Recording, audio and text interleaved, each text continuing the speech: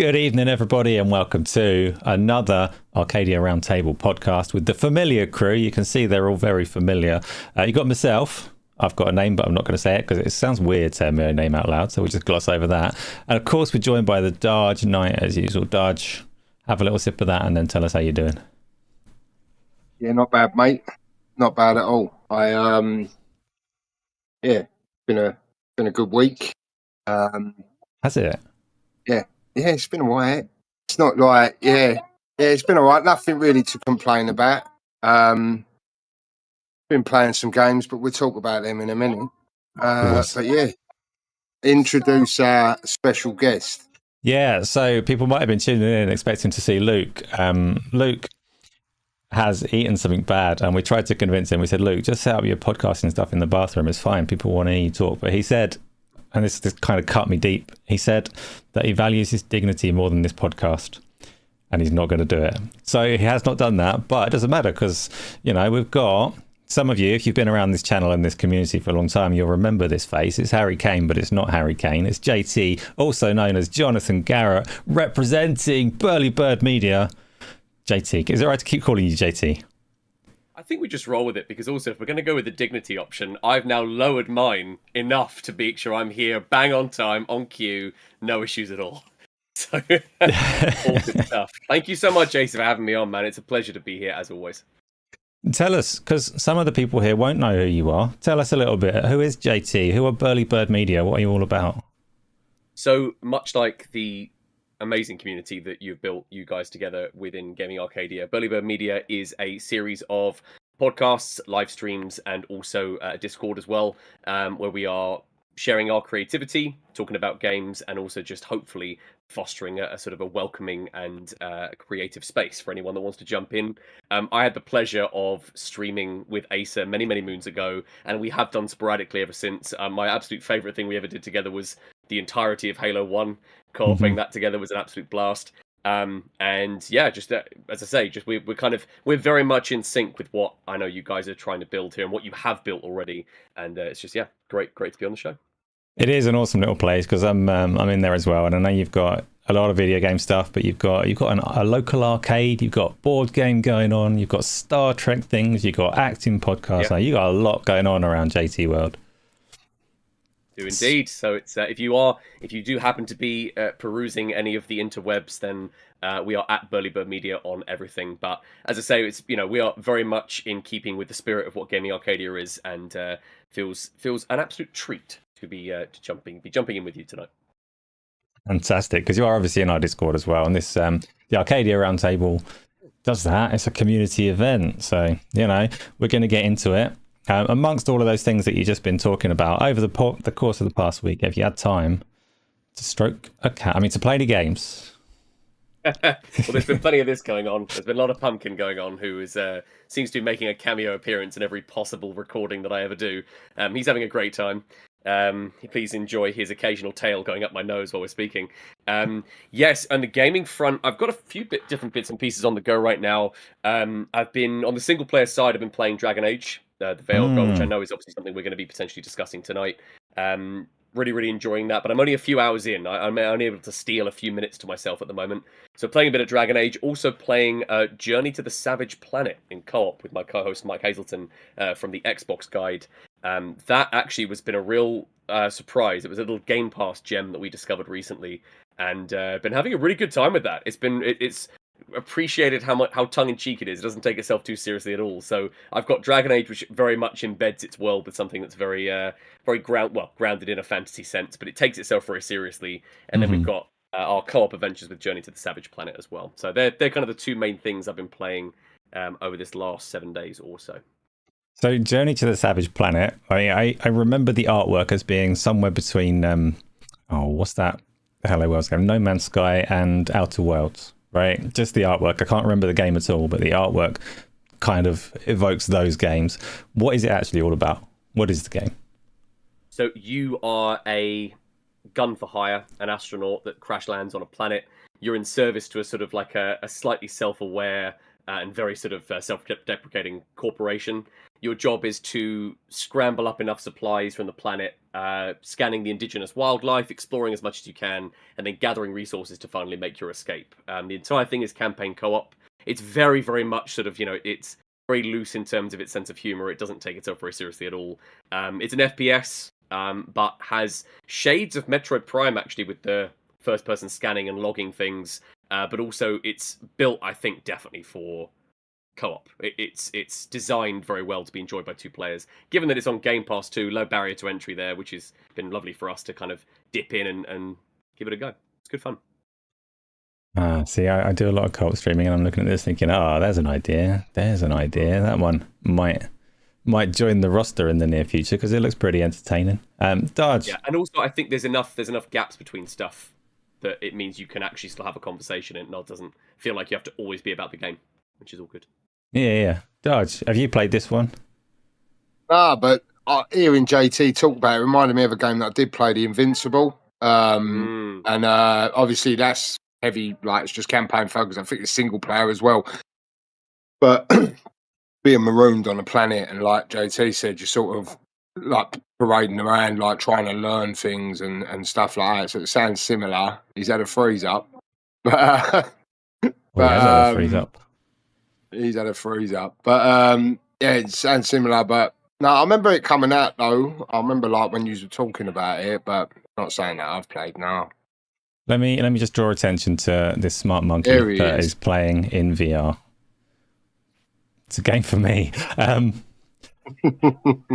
Yeah, no, that's cool. Darge, talk to me because you talked about that one. What else have you been playing? Oh, I've been playing. So, did I mention that My Side game when we was last on? So last week you were like an hour into it or something, so you weren't ready to say whether it was brilliant or not. I mean, when someone gifts you something, you know what I mean. Like when you're younger and you get, and when you get the Link's Africa, the Link's Africa set at Christmas, and you sort of go, yeah, thanks. You know what I mean. Thanks again for this. but yeah, I finished it. It's it's all right. Everyone likes what they like, you know what I mean? Obviously, I was coming off of the back of it with mouthwashing, for example, and games like that. It's got a story in there, like it's a good story. I think it was like can't remember my playtime, but it wasn't a long game. But yeah, my first waifu, weeb, or whatever terminology it is for that game type was, it was all right. But I finished that. Played Space Marine 2 with yourself on Tuesday, and we finished that as well. It was a good time. What a blast. And then, I don't know why, but done quite a few single player, shortish games over the last few weeks, and I thought, I need a world to get into, and obviously Kingdom Come Deliverance sequel's coming up, and I thought I'll have a little look. I think I got it for like £2.50 or something. Mate, the intro to that game, I was like proper locked in, like enjoying it. And now FTW, who's in the Discord, like we started a new Spoils of Lore thread, discussing going through it, so to speak, and it really did grip me at the start. Plodding on with that.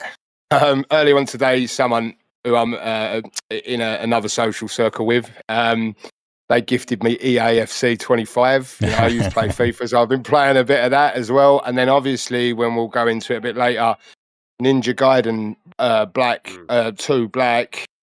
I've never really played. Hang on, mate. I've never really played any Ninja Gaiden before, and I've done a little bit of that as well. But yeah, it's been a busy. Right, while you're talking to him, let's find out from JT. Are any of them games ringing any bells for you? Are you a FIFA fan? Yeah, so FIFA I've never really gotten into particularly. I was very much Pro Evo back in the day. That was kind of my go-to football game in its various iterations. But FIFA, no, not so much. However, Kingdom Come Deliverance is something I've definitely also had my eye on. That second one looks fantastic, and I too actually was looking at maybe trying to dip into the first before the second one drops. just to kind of, I feel like that is my way in. Now I know that there's a second one coming. I feel like there's a worthwhile investment to be had there. But yeah, no, so that they'd kind of be my main two I'd pick out from that for sure. Yeah, Kingdom Come Deliverance, it's been on my list to play pretty much since it came out, and it's been sold at various points in time for like £2 or £3. So I'm sure I own it in at least one place. My way is if I see something like that, I'll pick it up to play later, and then I'll see it on another store, completely forgot that I've already picked it up, and pick it up again. So I've probably put it across multiple platforms, but I haven't started it yet. A multi-platform backlog going on there, but also Space Marine 2 was another one that I just absolutely adored. I had that. I was really lucky. It was one of the few games I managed to get pre-release. To cover for Burly Bird, and I had just the best time with it. When the servers went live and we were able to test the co-op and the multiplayer, it was just the gift that kept on giving. It was such a great, really laid back time. You could really almost sort of switch off and Gears of War it, very instinctively just enjoy just blasting and being in that world. And obviously, given the developer's pedigree, they made World War Z. You can see definitely the DNA across those two games. I had such a great time, just a simple... It felt like a 360 game. I know that sentiment was talked about online as well. It felt like something from a simpler era where it was mechanics first and less sort of need for sort of flash. And it was lovely. Really good fun. So... Yeah, we enjoyed it too. We played the whole thing in co-op. It didn't give me enough jetpack for my liking. It gives, and then it just takes away so soon. Like, it gives you the hint. Yeah. I'm gonna talk about games I've played, because I played some. I've been streaming most of them. So what have I played? Space Marine 2 we just talked about a little bit already. On Thursday with Demon Hunter we played Far Cry 6. I don't like Far Cry 6. You can slide tackle a horse and that's fine. I like that. I can slide tackle anything.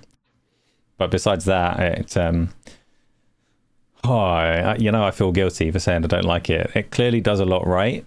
There's a lot of things that you can respect about this game, and there's a lot of people that have worked hard on it, and I wouldn't go up to them and say, you did a terrible job with this game, but it's the epitome of Ubisoft in that it's freaking huge and just says, go to all of these places and do the same thing in all of them over and over and over and over and over again.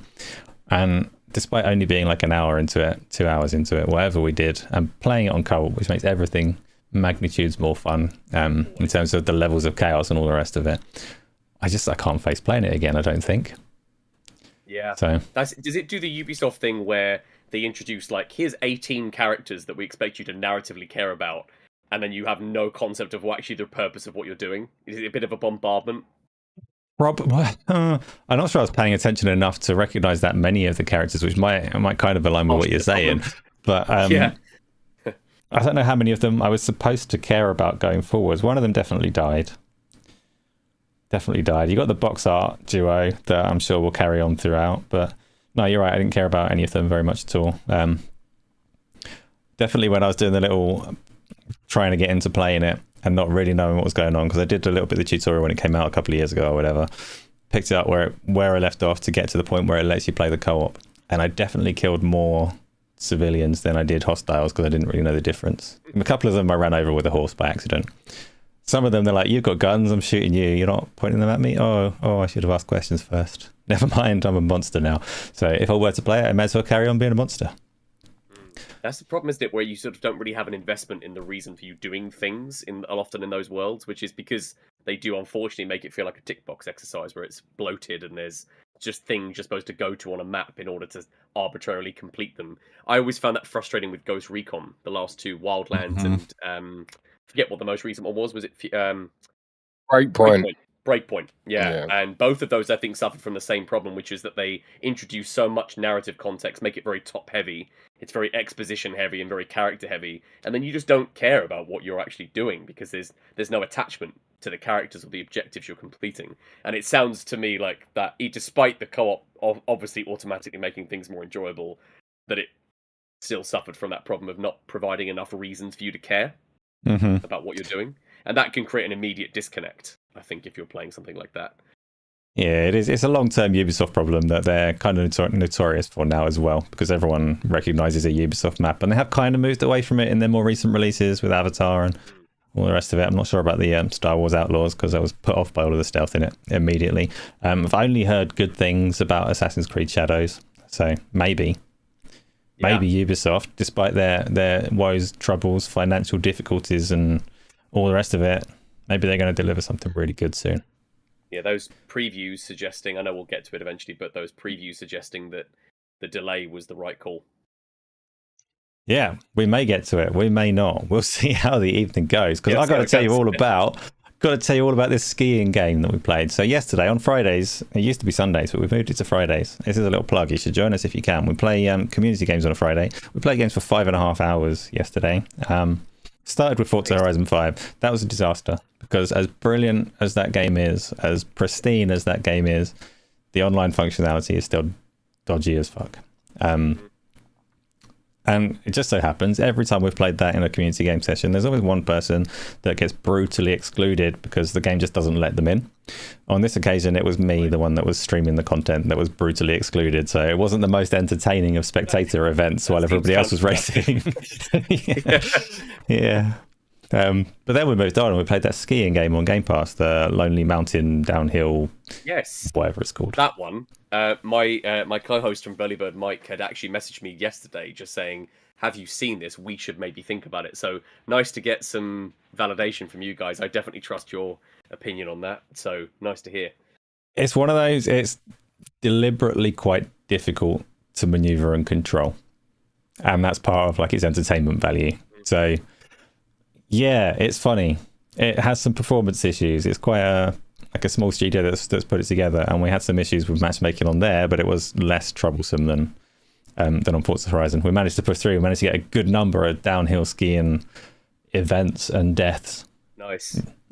Was it like a day one launch into Game Pass? It was a day one launch into Game Pass, and it has only been in there for like a week. So hopefully some of the things that went wrong for us will be patched up as it goes. But it's one of those, it's weird because you play it on Xbox and it's got a settings menu that lets you pick like resolution and stuff like that you wouldn't expect to see in the console release. And that stuff will probably always be there. It's just indicative of the size of the studio, really, which is fair enough. They just have one version of this that happens to be on the two platforms. Mm-hmm. Okay, nice. Is it currently just Xbox PC, or is it multi-platform? Okay. As far as I know, it's just Xbox PC. Everyone that was playing yesterday was on one or the other on Game Pass. So I'm assuming you can pick it up on Steam and all the rest of it. But yeah, I recommend if you got some people to play it with, it's up to like 8 people on it. Give it a go because it is pretty funny. Who's the chap? Oh, episode 13. You must be so new here. That's JT. We used to play Halo. We've got a legendary clip actually from Halo. This is completely off topic, little tangent. Legendary clip of Halo 2 with the Jackal snipers. So funny. Where everybody has played Halo 2 on Legendary knows how brutal, how vicious, how precise the Jackal snipers are in that game. We had a little moment that we were streaming where a Jackal sniper, JT says, "Look out for snipers." In that moment, a sniper shoots me in the head and the game checkpoints. Like just together. So every time it lays the checkpoint, I get shot in the head immediately. Even better too that there was like several of your respawn attempts. It was like, first of all, it was like Halo meets Groundhog Day, and then every time you do something different, the Jackal would always just alter his strategy and kill you. So you would like jump backwards and get sniped in midair. You jump off the ledge and get shot at. It was just the most absurd silliness, and it's still, I agree, man. It's one of my fondest memories of doing any kind of streaming was that silly Halo 2 playthrough. Great. Yeah, it was difficult. Darge. Hello. Yeah, I think he's gone now. His mum's home. So yeah, I'm in the clear. Clear. Honestly, he's been so good all day, and then I was like, "You just got to be quiet now, mate." Yeah, and then he's like, "Nah," like he's on it. But yeah, all good. Yes, Ella, it is a cat and JT. Yes. Let's talk about. That was identified first. That's what's important to her. I'm afraid there's no going back on it. Yeah. Let's talk about our little topic. So obviously everybody here, and thank you everybody that is here to listen to us, talk to us on chat and all the rest of it. As with every week, there is a Q&A box on YouTube. Stick things in there gently, carefully, whatever. Just stick them in there, and towards the end of the show, we'll pick those up and go through them. Topics though that we've already got. We're going to have a little talk, first of all, about a little industry chatter that may amount to absolutely nothing. There may be nothing to it whatsoever, but it's an interesting hypothetical that we can have a little chat on, and that is the theory, the idea, the possibility that a game as big as Grand Theft Auto 6 could launch with $100, and we'll assume that'll be £100 in this land, price tag. Darge, you're desperate for GTA 6. What's the upper limit of price that you'd pay to get it on day one? See, you know what? We don't make it easy for ourselves, right? You know, because GTA 6. But the problem is GTA 6, you know, like it or whatever, is mass purchased, you know, and loved, and this, that, and the other. So if they do it, the precedent is everyone else will do it. You know what I mean?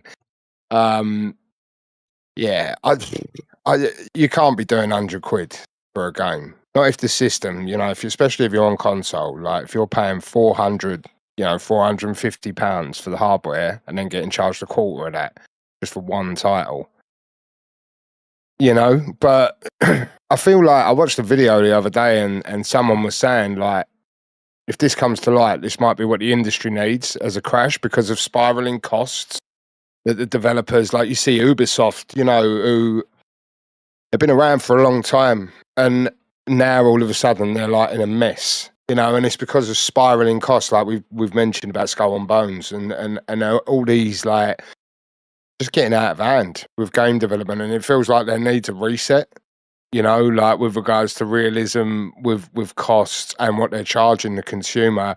Obviously, they've pushed it. We had the excuse with this generation going into it that games were going to be £70 or whatever they are now, 60s, you know, 70s. But like anything, right, they'll just keep putting it up and up and up and up and investing more and more. So, yeah, it's an interesting topic. Like, I'd like to hear what you and JT have got to say about it, because, like, that's my worry, is if they can earn more off the consumer, the costs at their end are just going to continue to spiral.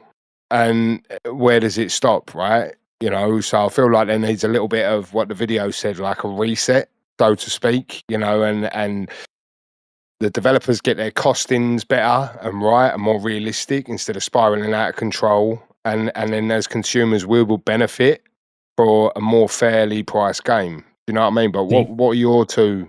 I hear you, Darge, but you've evaded the question. So I want to assure you, Take Two are not listening to this podcast.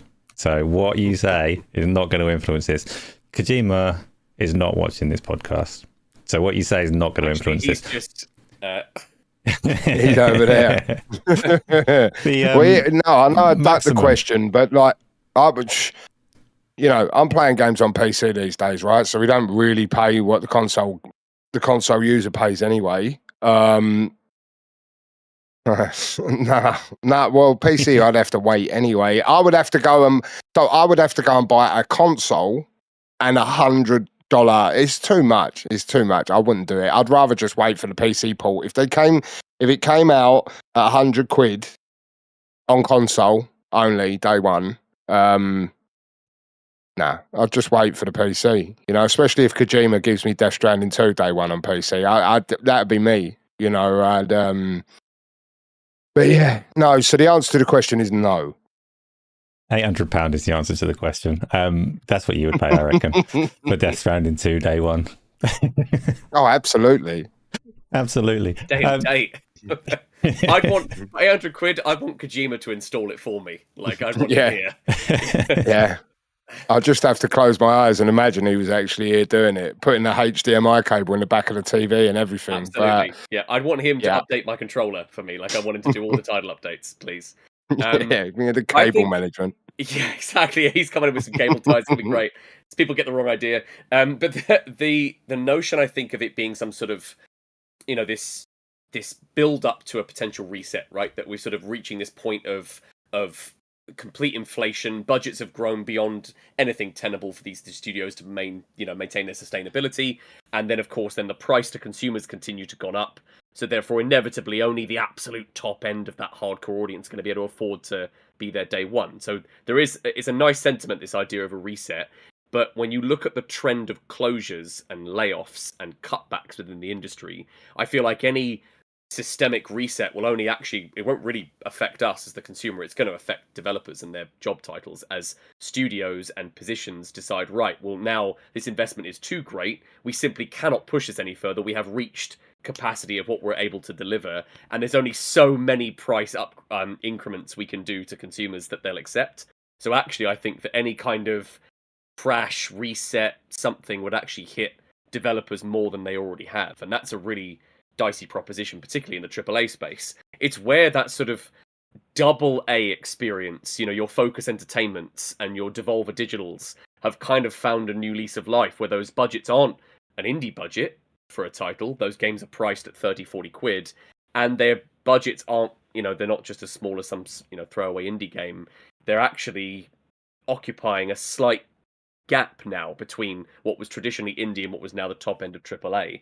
So my answer to the original premise is no, I don't want to spend 100 quid on a single game, especially if it's the standard edition of that game. If you're all in on something and it comes with the season pass and it comes with DLC, etc., if it's something I know I'm going to want to keep and be invested in, there's a conversation to be had there. But I think any kind of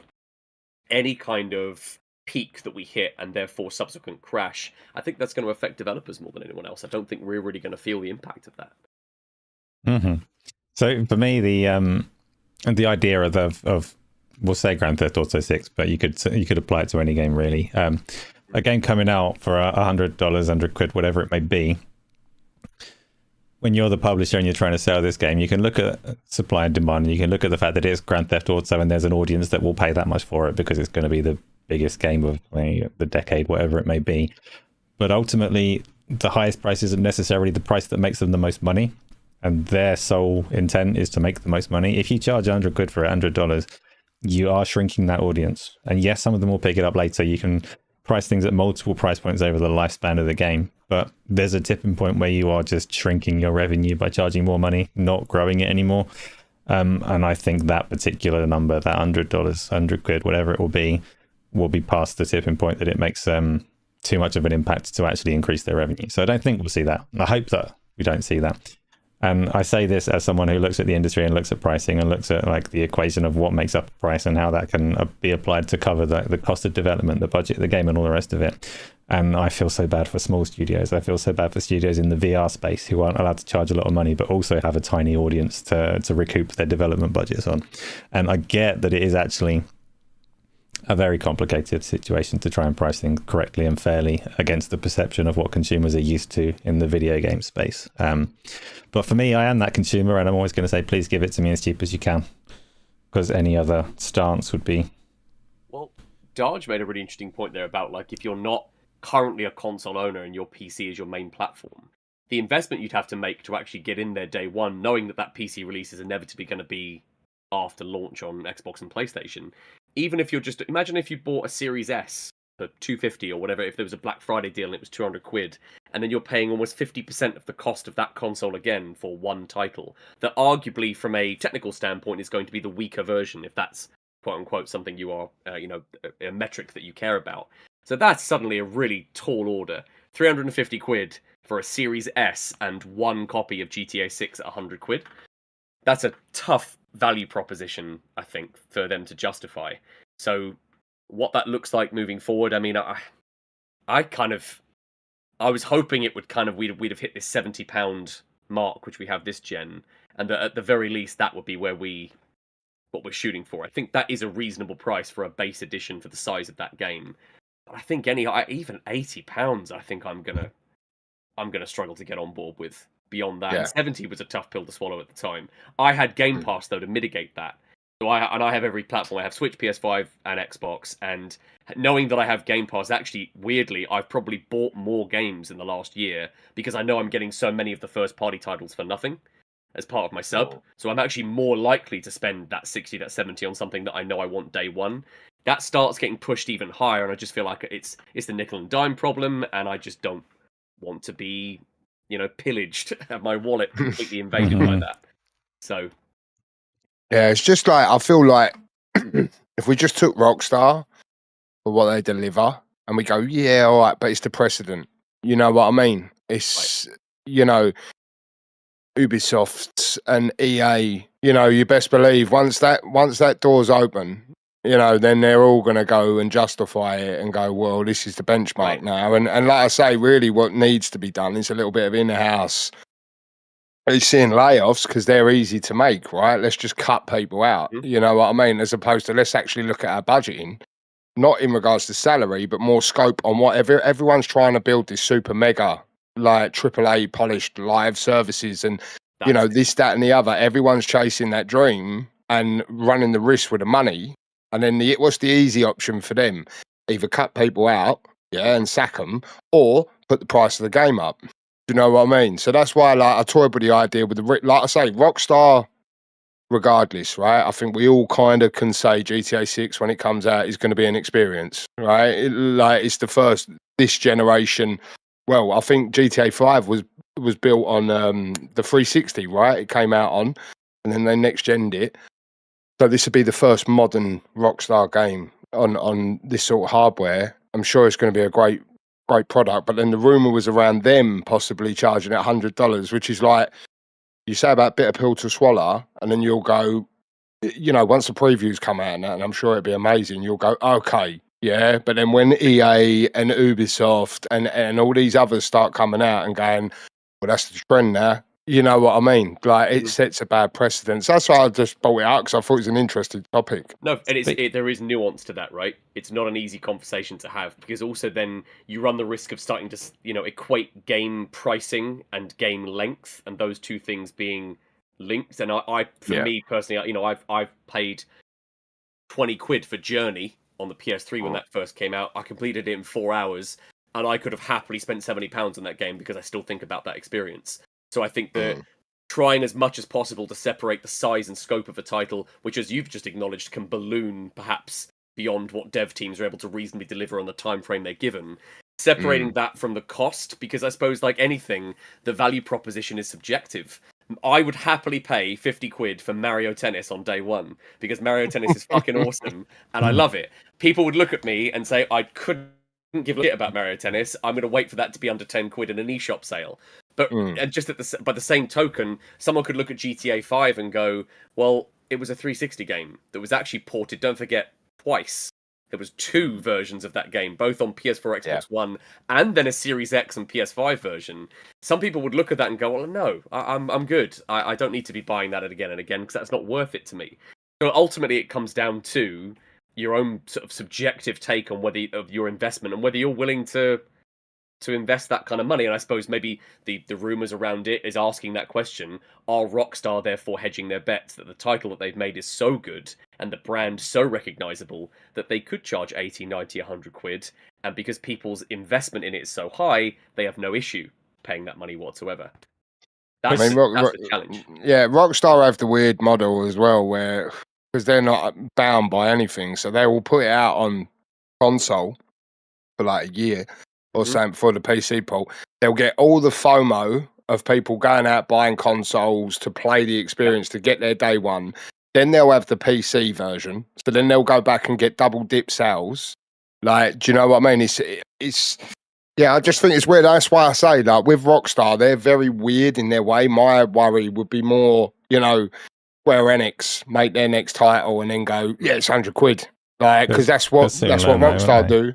Like, on that, because there's a couple of things there. Like, one of them is just doubling back to what JT was saying. Then value, perception, all the rest of it is a very personal thing, which is why whenever on the occasions that I do reviews, and hopefully I'll do some more at some point, but I never tell people, yes, this is worth your money, no, this isn't, because that is entirely subjective and everyone's situation is different. So that's something to steer well clear of, and I'm glad that you also presented it like that, JT, because it is going to be different for everybody. The other thing, though, just to move it on, because we're just talking about something hypothetical at the moment. I don't want to dwell on it for too long. But you mentioned that GTA being 100 would set a precedent, and all of these other publishers would follow suit.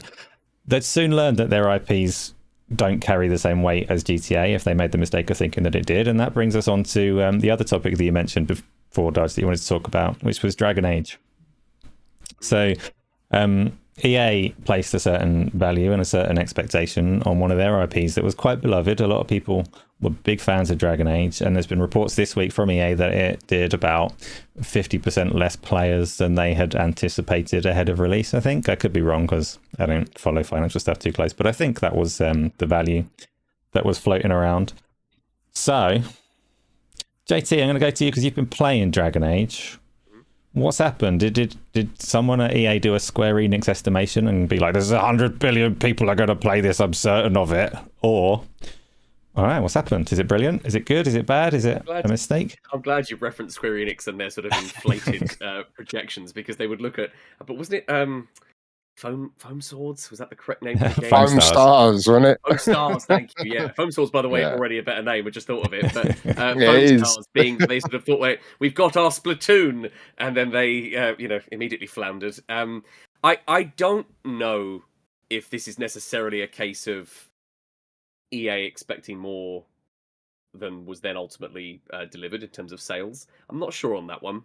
I always find I have a healthy dose of skepticism when it comes to reports like this, because one executive's viewpoint or one sort of nebulous source stating that something underperformed, it's really difficult when you don't have the metrics by which it's being judged.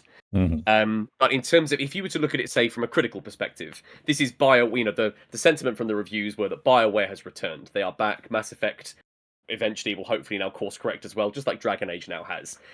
It seemed to be the sentiment, other than the conversation around some wonky writing, seemed to be that the sentiment was pretty positive as well from players. So that, from a critical standpoint, both player base and from sort of critics, from reviewers, it seemed to be pretty good. I think something like Dragon Age will have a longer tail than people expect, because don't forget, both of the Star Wars Jedi titles didn't storm the charts when they first dropped, but they have had a nice long tail to them, another EA published title, and there is precedent there of them putting it into their EA Play service, so then player engagement's up. And we've seen tangibly from various publishers and developers that when titles do drop into a sub, maybe not day one, but 6 months, a year down the line, that does trigger some renewed interest on other platforms. So I think I feel like it's a bit premature, 3 months after a game came out, to be denouncing it as a sort of an underwhelming.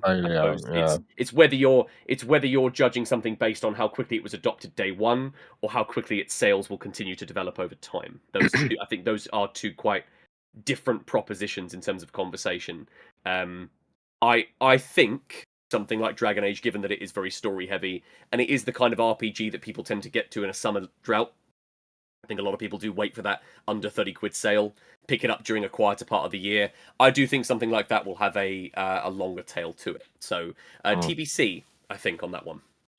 Mm-hmm. Yeah, I'll just jump in as well. Like, obviously, we're talking about EA, like, and Andrew Wilson, and like the other title as well that they came out and said had fallen under expectations was the EAFC game, the football game, right? And like I said, when I put it in the topic list, I put EA's wanky expectations, because obviously in regards to Dragon Age, I haven't played it yet, but obviously Luke enjoyed it. Obviously JT's enjoyed it, and like JT can speak more for, the common consensus of people who played it.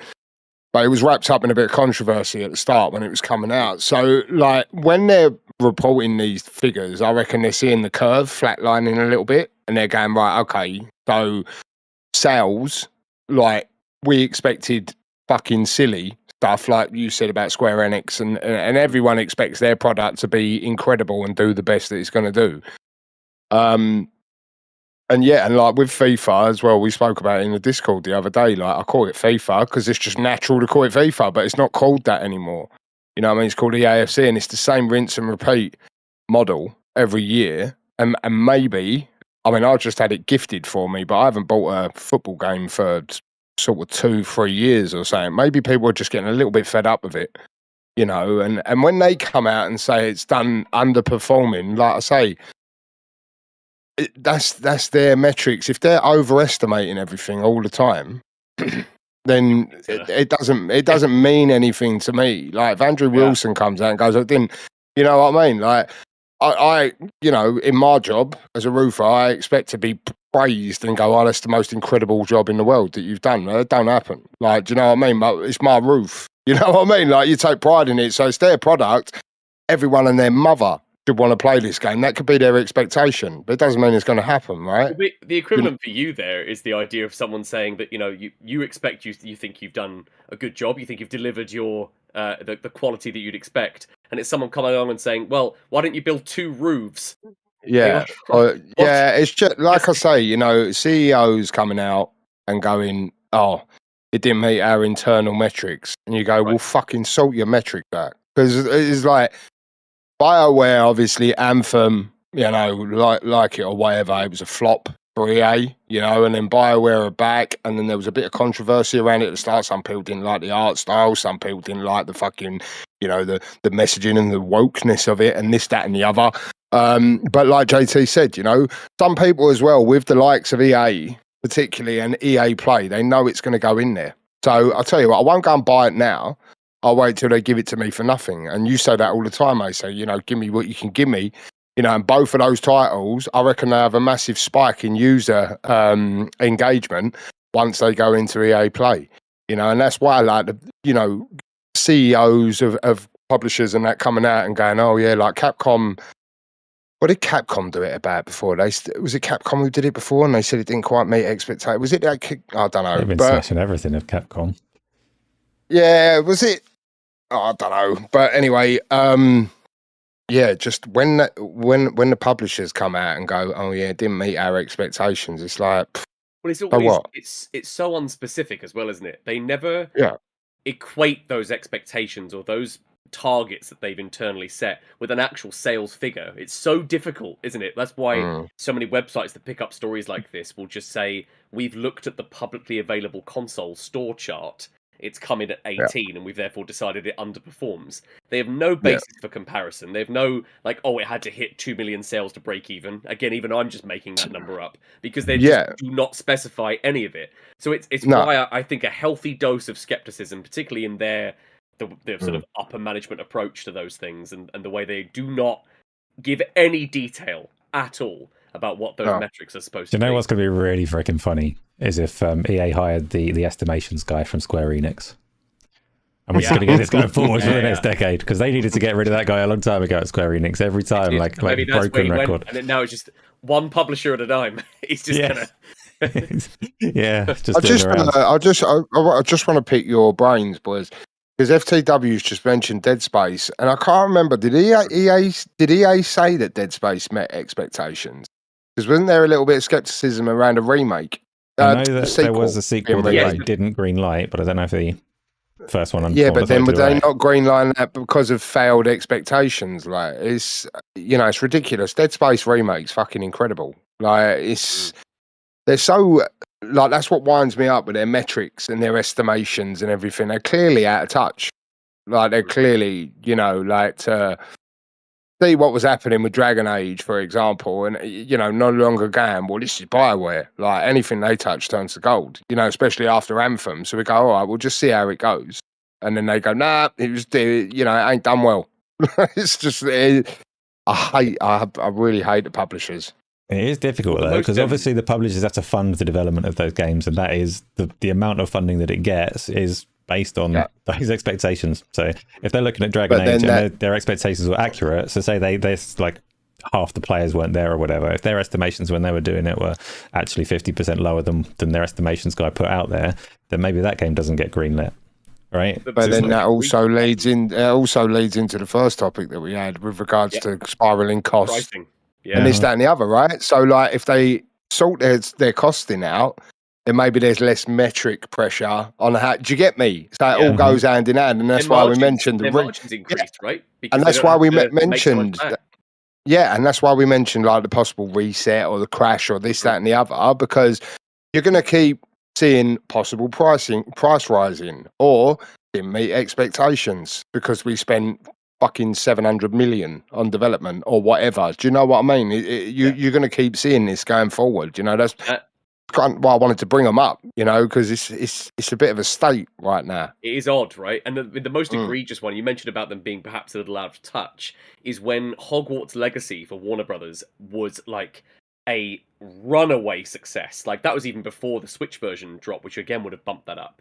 They did like something like 20 million sales, I believe, for that game. It was announced. It was absolutely barnstorming. And then when Suicide Squad completely like launched like a wet salmon and just massively underperformed, they put out a statement saying we're looking forward to continue exploring more live service titles. Yeah, and that's our touch. Yeah, that to me just seemed so egregious and so someone read the financials upside down. Reality. Yeah. It's like we said about it. Was it last week we was talking about the live service, you know, like and you know, clearly like with Fortnite and this, that and the other, obviously we spoke about Concord. You understand why they chase it, 'cause it's an absolute moneymaker. You know what I mean? But in regards to Suicide Squad, you know that Warner Brothers in there were going, this is Rocksteady. Like, this is Rocksteady and this is DC IP, yeah? This fucker's going to go like shit off a shovel, yeah? And it just didn't, you know what I mean? Because it didn't look... I mean, even me, I love the Arkham trilogy. Yeah. And then when I saw these trailers, I was like, what's this? Like, you know, it looked like a cross between... It was ridiculous. It was the parallel with Redfall for me. Like, you had Arcane making single-player campaign games. They were put on a co-op game because they thought, well, they could monetize that easier. You then have Rocksteady, single-player titles. Let's put co-op in there. Let's force it to be live service because that's the thing that apparently is generating a return. Money, and yet again, they just sort of like, well, they probably would have taken a quick look at that Kotaku article where they just showed that like 9 out of the 10 top most played games this gen were games released last gen. And they would have looked at that and gone, well, Fortnite, Minecraft, Roblox, they have elements of live service to them. Why don't we just put that in Batman and see if it works? And it's that sort of complete sort of absence of common sense, which maybe, again, that's what is so frustrating when you hear those sort of rumours and those reports that a Dead Space 2 remake then wasn't then greenlit. Because look at the quality of that title, and it must have done decent enough numbers for it to then obviously, you know, they waited a while before that then dropped into EA Play. It wasn't an immediate, oh, quick, let's get it on a subservice to get some engagement. So it just, to me, is a fascinating scenario where these guys, they just seem to not have a clue. Yeah, and the thing is, I think it probably leads to a little bit of credit to Sony, because even though we was talking about them last week, cancelling everything, you know, and just shutting all this stuff down, they're probably looking at it and going, look at the costs, you know, like when we're talking about estimated metrics on how well a game does and all that, they're probably going beyond even worrying about that and going, this is too much of a risk. Do you know what I mean? Like, this is, we've just got to knock this on the head and just go back to making single player experiences like we talk about Dead Space 2, because, you know, there's less risk involved. Do you know what I mean? To a degree, right? There is an audience there waiting for them that they've absolutely time and again haven't been taken away from the Fortnites and the Minecrafts and the Robloxes because they've been captured elsewhere. So any free-to-play or any kind of live service game wading into that space is automatically going to have an uphill climb, whereas there is, I feel, always going to be a ravenous audience for the Horizons, the God of Wars, the Last of Us's. They're bread and butter for a reason. It's a great story. Absolutely. Right, good. I want just back on. Well, we fixed video games. Thank you everyone for tuning in. Really appreciate that. Indeed, we have. If only Take-Two, Square Enix, EA were actually watching, but they are not. But that's where, to circle it back to Dragon Age, that's where I think that game will have a tail, because it was EA giving BioWare the scope to make the game they wanted to make, a single-player, non-live service title that then hopefully, over the will stand the test of time. It's like the tale in itself, though, is kind of an interesting side topic tangent bit to go into, though, because the industry is quite different now in that there isn't going to be a summer drought from the looks of things. There's an awful lot of games coming this year. Right. They don't have that, like the tail for people buying games on sale is diminished because obviously it is going to go into a subservice in about a year's time, right? And to some degree, like maybe the sub numbers will go up and that will monetize the project more, but to an extent, it's like, I don't know how big the impact is when they drop a game in a year late into a EA Play or whatever for £5 a month or whatever it costs. So it is a different picture as well in terms of how monetized the tail is, which is, I don't know. EA, just on Dragon Age really specifically, does that have microtransactions and stuff? Like, is engagement a valid metric, or is it? Is that a nice game? There is some like customization stuff, but it's not microtransactions. They're like just packs, like customization packs, but it's not sort of, you're not buying an in-game currency to then spend money on something. I'm very glad to hear it, but it does change the value of that tail a bit as well, doesn't it? Which is just like, not that interesting. It's their money, they can deal with it. I just want to play the game. It looks awesome. Everyone that I know that has actually played it, so like Luke Rep in Discord was saying that it was his game of the year last year. I've not actually encountered anyone that's played it and said this is bad. Yeah, I actually held off and made it my PS5 Pro launch title. I didn't get it at the end of September. I waited a couple of weeks, and so I could have that be the quality mode with the performance frame rate was the kind of I wanted that to be my shit test essentially for that console. So, and I'm glad I did, because it felt like a really sort of polished experience, which is exactly what I wanted. That sort of tight 30-hour, 40-hour polished RPG, and they were given the scope to make that, which is really cool. Speaking of, and it will have a tail. Exactly what we want. Xbox had a lot of that this last week, didn't they? Yes, they did. At the Dev Direct. Yes, they did. Yes, they did. Darge. Yes, tell me sir. about it. You can lead off and talk about whatever you want. Well, I was a bit preoccupied, so I was out for my daughter for her birthday, but I was driving back and I had it on in the motor and was listening to some of it, and like obviously, so I can't remember the full order. I think, did they start off with Ninja Gaiden? Yeah, so they started off announcing that a Ninja Gaiden 4 was being worked on, and it's between, is it Koei Tecmo and Platinum? Yeah, is that right? What a combo. Yeah. So they announced that, but so I'd never played a Ninja Gaiden game before. I remember them being adored, on the Xbox and stuff like that.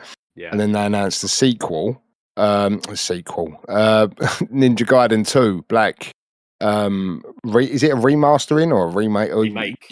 Remake. Yeah. So they announced that, and I weren't a Game Pass subscriber at that point. I think I've openly admitted on here, I needed more third party and this, that. And when we spoke about the rumor roadmap for this year and this, that, and the other, and then when that Shadow dropped, I was like, so I just signed back up. You know what I mean? That's subservice, right? I'll probably be tied into that for the next 18 months now, I was saying. But yeah, so the Ninja Gaiden games, they look really interesting. I've played 2 chapters of the remake, and I'm loving it. Like, I genuinely am loving it. There's a bit of a difficulty in there, like with certain bosses and that, but please look forward to that learning curve. Yeah. So, but it's all right, because I've been playing a lot of Elden Ring last year. So losing to a boss once or twice back in the day, I'd just turn it off and go no. Whereas now I'm like, okay, we'll go again. So yeah, they had those, which I don't really want to sit here like an hypocrite and really gas them up. You know what I mean? Like with Ninja Gaiden 4, it was more like was it more like a futuristic setting? Yeah, it was, wasn't it? It was more like a cyberpunk aesthetic. Yeah. So. That looked great. And then they followed it up with South of Midnight, which, as I've said on here anyway, I was already sold on that game personally. Dude, I just really quickly jump in there. South of Midnight is my most anticipated game of this year. Yeah, it looks great. I cannot wait. And the fact that is getting an April release, that blew my biscuits apart. Like, I was not ready for that. I just think Compulsion games have iterated so well from Contrast into We Happy Few into this. It's such an exciting evolution of what that studio has been able to deliver. Even if that game ends up being like 15 hours long, I'm good. Like that, what I get for Game Pass. And I believe, correct me if I'm wrong, folks, but the only title from that direct that was not confirmed for PS5 day one. Yeah. I believe. The rest were multi-plat, right? So that is right. That's because I had this exclusive thing in my head that there ain't really any of that anymore, and then I watched South of Midnight back and see that there was no mention of PS5 on it yet, but as of now there isn't. It's really smart, isn't it? It's really smart. That maybe like 6 months to a year later they get to recruit, they'll get some retail sales for that title a year later. Well, it's like what they did with Hi-Fi Rush, isn't it? It's literally a Hi-Fi Rush of sorts, like where they can sort of go, let's get some more money. But yeah, so that looked great. We see more of that. Obviously, we see a lot of in the stuff that they were showing. Obviously, the stop motion, which I'm a fan of. But then also they showed like the without and the smoothness, and it looked great. Like I think it genuinely looks great. It's got a great art style, and the story, like the way they're setting up the story. I know the way I'm interpreting it is you're gonna go and find your mum. You know what I mean? So it's like it's just one of those journeys, you know. And I'm like, yeah, I'm here for that. Expedition 33, Asa. Like I really want to know your thoughts because like we spoke last week and. That game looks incredible, and I'm not a turn-based guy. Like I'm really not, and it don't put me off seeing that because I'm still like, but like graphically, it looks so impressive. I'll just give my opinions like on that. So, Expedition 33 looked incredible. I like the way it looked. I like the way the fighting happens in that game and stuff like that. And then obviously Doom. Doom's a funny one. Like I spoke to.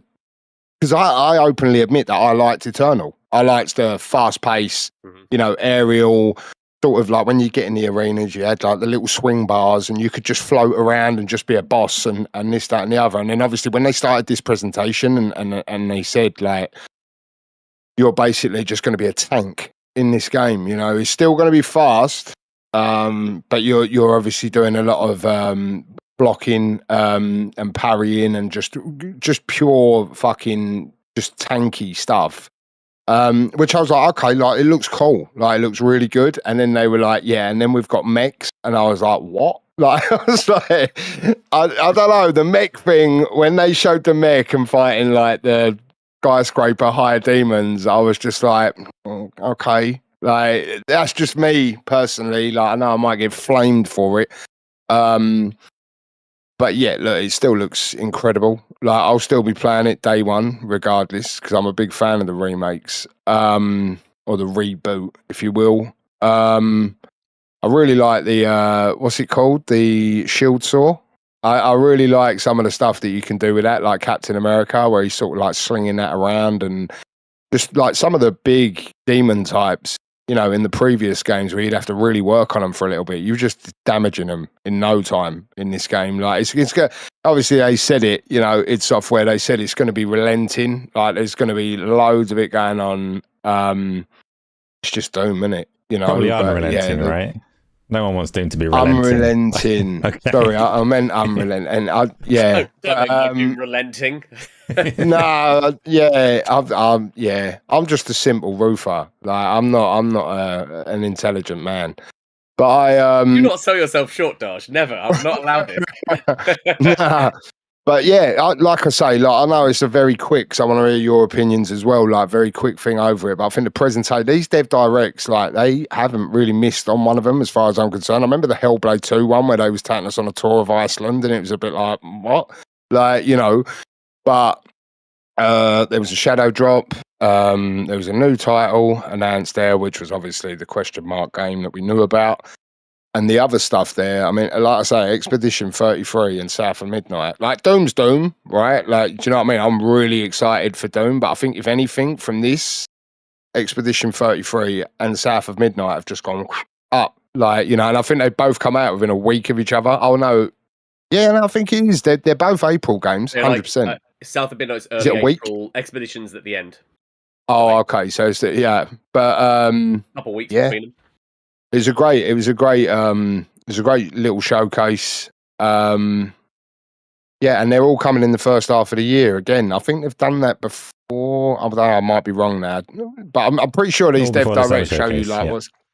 Yeah, they show you what's coming. Yeah, exactly. So yeah, another good showcase. Yeah, and I'll let you have a chat. Well, let's go through them from the beginning. From the beginning, starting with Ninja Gaiden, however you want to pronounce that one. I can't remember. I have some familiarity with it. I have my memories of that game are like a broken dream because I can't even remember. I've played 1 and 2. I've not played 3, but my memories of it are fragmented. Like I remember an old guy who blocks all of your attacks with Wonder Woman's braces, and he was really difficult, right? And he's from right at the start of one of those games. That was the fever dream.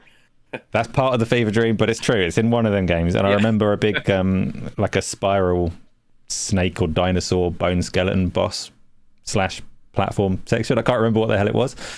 That's pretty much all I can remember of it. Various weapons you can choose, a dodgy camera, and very fast gameplay. It was a difficult game before Souls games had made difficult games fashionable. So it still had its audience. It's obviously clearly still got its fans. But I don't remember much of it. I noted that you said there, JT, when Darge was talking about it, you were like, what a combination, Koei Tecmo and Platinum Games. Whereas I felt the opposite when they announced it. Because I look at those studios and they've both got some pedigree in action games, right? They've both got a history of delivering some good things. Platinum in particular have a very mixed pedigree. And a lot of people have left Platinum as well. So I look at them and I'm like, they've got some good, they've got some bad, but I'm not going to bet on them delivering something brilliant. I look at Koei Tecmo and they're like a kind of 8 out of 10 studio for me normally. Like they had Itagaki back in the day making Dead or Alive, Ninja Gaiden, all of these big games that were kind of like cult classics, but they lost a little bit of that edge when he left. And they've been like, they're at a good, more consistent level since then, but not necessarily that exciting to me. And then I look at this one and I see these studios come together and I'm like, oh, this could be magic. Like if they're managed properly and they've still got the talent, this could be magic. Or it could be kind of a disaster. Yeah, and there's an element good, maybe of them sort of they're swimming in sevens. Maybe there's an element of that for sure. But I think perhaps what I'm referring to there is the idea of not the legacy of some hits and misses, but more the potential of the collaboration. The idea of these two studios that haven't always hit the mark, but definitely have something that makes each one unique. The idea of them collaborating on anything, I just think is conceptually a really interesting idea. And I actually wish we would see more of that across the industry. I was relieved when Crystal Dynamics were put onto Perfect Dark and having them work with the initiative. So I think I'm hoping we see a bit more of that crossover happen, because when it does, when you look at what, say, Bluepoint have done with some of their remakes and having them collaborate with the original studios to bring them to life, there's definitely been enough examples across the industry of perhaps studios that, like you said, might have lost some of their legacy devs or their management has changed, but coming together could produce something really unique. And it has been a decade since Ninja Gaiden was a thing. So exciting, I think, more the potential of what that could be. I'm remaining on the optimistic side, but not the confident side. I'm glad that it's a thing though, and that it is coming back, because it's been haunting my dreams for a little while. This guy with his Wonder Woman braces. So we'll see if it catches the same vibe when it comes about. Just to jump in, I heard you say, like, well, I quickly popped out about the camera. That is one thing. I understand why it's not there. That is one thing I wish in that Ninja Gaiden 2 Black is it had a lock, an enemy lock. There's times where I'm just aimlessly spinning a weapon at nothing. Like it's just like so frustrating. But you spend a lot of time attacking auras in Ninja Gaiden. but obviously, you know, you do get overwhelmed with enemies in this game. Like they will come in waves. But yeah, like I say, like, you know, just getting the IPs back out there. Like we all say about Splinter Cell. Like I'm desperate for a Splinter Cell. Maybe not under this Ubisoft live service fucking shit that they're going for. But, you know, it's just nice to see the IPs back. You know, like I say, I can't say too much about Ninja Gaiden because I haven't really played it much. But for you lot, just nice seeing it back out there again.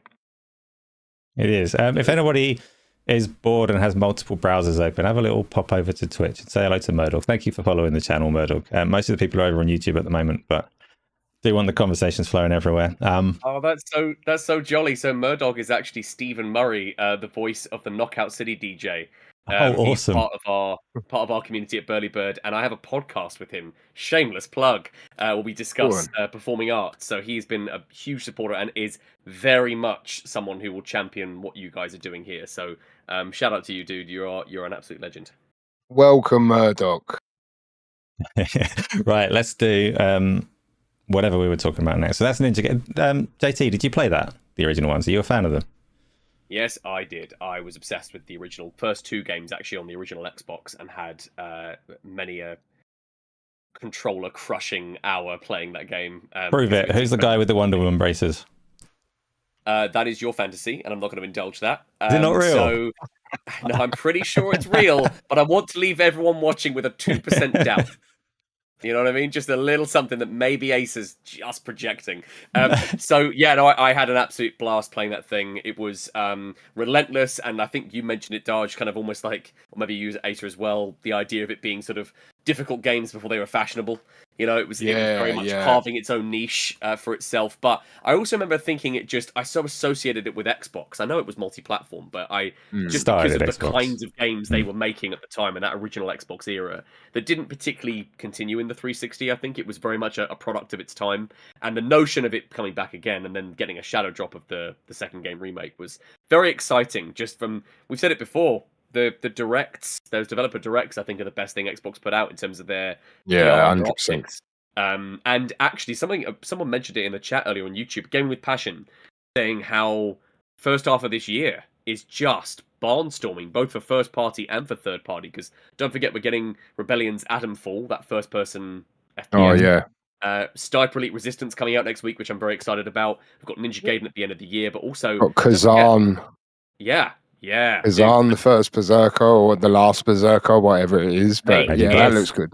Put it in my veins, please. But you've also got Avowed coming in February, South of Midnight, and now April, along with Expedition 33, with Doom being the button in May. So that is a strong statement for the first half of this year, where, let's not forget, 2024 was Hellblade 2.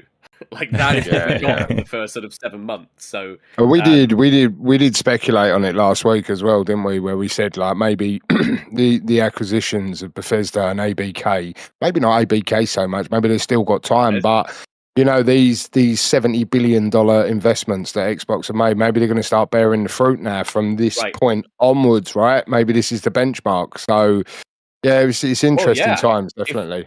If this direct has kind of outlined what we can expect, Ninja Gaiden aside, obviously, but for the most of them being for the first sort of 6 months of this year, if you then say wrapped up 2025 with Fable and maybe one other title that we haven't seen yet, you know, Bethesda do like to announce stuff and then turn them around relatively quickly. I do think something like, you know, if it's Gears or State of Decay or Perfect Dark, I'm expecting those in 26, maybe as cross-gen titles if that's where we get to. But that if you buttoned this year up with Fable and Call of Duty at the end of the year, with Ninja Gaiden as well as the sort of the winter Game Pass day one drops, you put that alongside the first 5 months of this year and maybe one other thing we don't know about yet. That's a pretty strong statement of intent where they just haven't had the pipeline, right? They just haven't had the consistency of the releases. We were talking on our podcast about how Xbox at the end of last year, they just bundled every game that was important to their first party within about 6 weeks of each other. And then had like 9 months of the year that was just desolate, you know, which was odd. So I think not only are we hoping to see those investments bear fruit, but the consistency and the regularity of their release schedule hopefully now will start to click into place. And I just am still blown away that South of Midnight, I'm not having to wait till Christmas to play that thing. Well, we'll get onto that one next, right? So we got, you mentioned all of these games coming in the first half of the year. You were talking about Dragon Age earlier, and you were talking about a quiet part in the summer that I'm not sure we're going to get, because these games that Microsoft dropped at the end of last year in close proximity to each other could well be because there just isn't space this year. If they've got the rumored like Oblivion, Gears of War, all of this kind of stuff that people are speculating for 2025, they got a busy calendar, which is cool. One of the games that I don't really care about, controversially, this isn't true, I'm interested, right? South of Midnight, you've both expressed that you're suddenly like feeling way better about it after this showcase. Before Devs Direct, I looked at that South of Midnight and thought, oh, it's not really doing it for me. I like the setting, I like the art style, I like a lot about it, but every time you show me the gameplay, it's underwhelming. They clawed a bit of that back on this one with some of the boss encounters that looked cool, right? That made it look a bit more grand than what we had seen before, a bit more ambitious in what it was delivering in terms of gameplay. But I'm still not sold on this one as much as you two. JT, why do you love it so much? It is twofold for me. The aesthetic, I love the art style and how they present that world. Also, as maybe not one of my main two reasons, but as like a sort of tangent point, that giant fucking catfish with a sort of southern accent had me immediately. Was like, come on, Shell. Like that for me, I was like, yes, I'm all in. I'm investing in you immediately. But yes, so the aesthetic, and also I think just the having an Xbox first party title true first party. They're not Bethesda, they're not Activision. They are home, not homegrown, but they are a studio acquisition that have been cultivating and working on this game for a while, making it very, very narrative focused. We see historically, so many titles from Xbox first party tend to be multiplayer. On balance, that's always been the skew, right?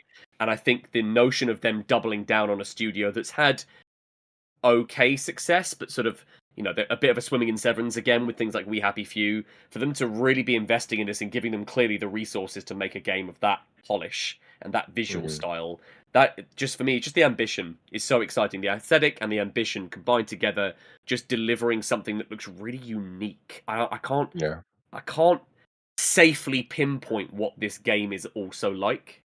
It just seems to be striking its own chord, and that's really exciting for me. And just also the idea of playing another tight 10, 12, 15 hour action experience. Lovely jubbly. When my time is so at a premium these days, and I don't have as much scope to be diving into 80-hour epics. It's why I loved Assassin's Creed Mirage, because it was 20 hours long. Thank you very much. Thank you, Ubisoft. More of that, please. But yeah, just aesthetic and ambition, those two factors for me just came together, and I think actually a game like South of Midnight does better, I think, in an Xbox developer direct than it would at an E3 in a traditional sense. I think it showed better, giving us that deeper dive, showing the voice actors explaining the backstory of the characters, showing the devs working on the artwork and the design. I don't think it has the bombast and the sort of the easy E3 style trailer that would capture people. It so suited its format. It so suited the place with which it was unveiled. So, yeah, thrilled with this and cannot wait to see more.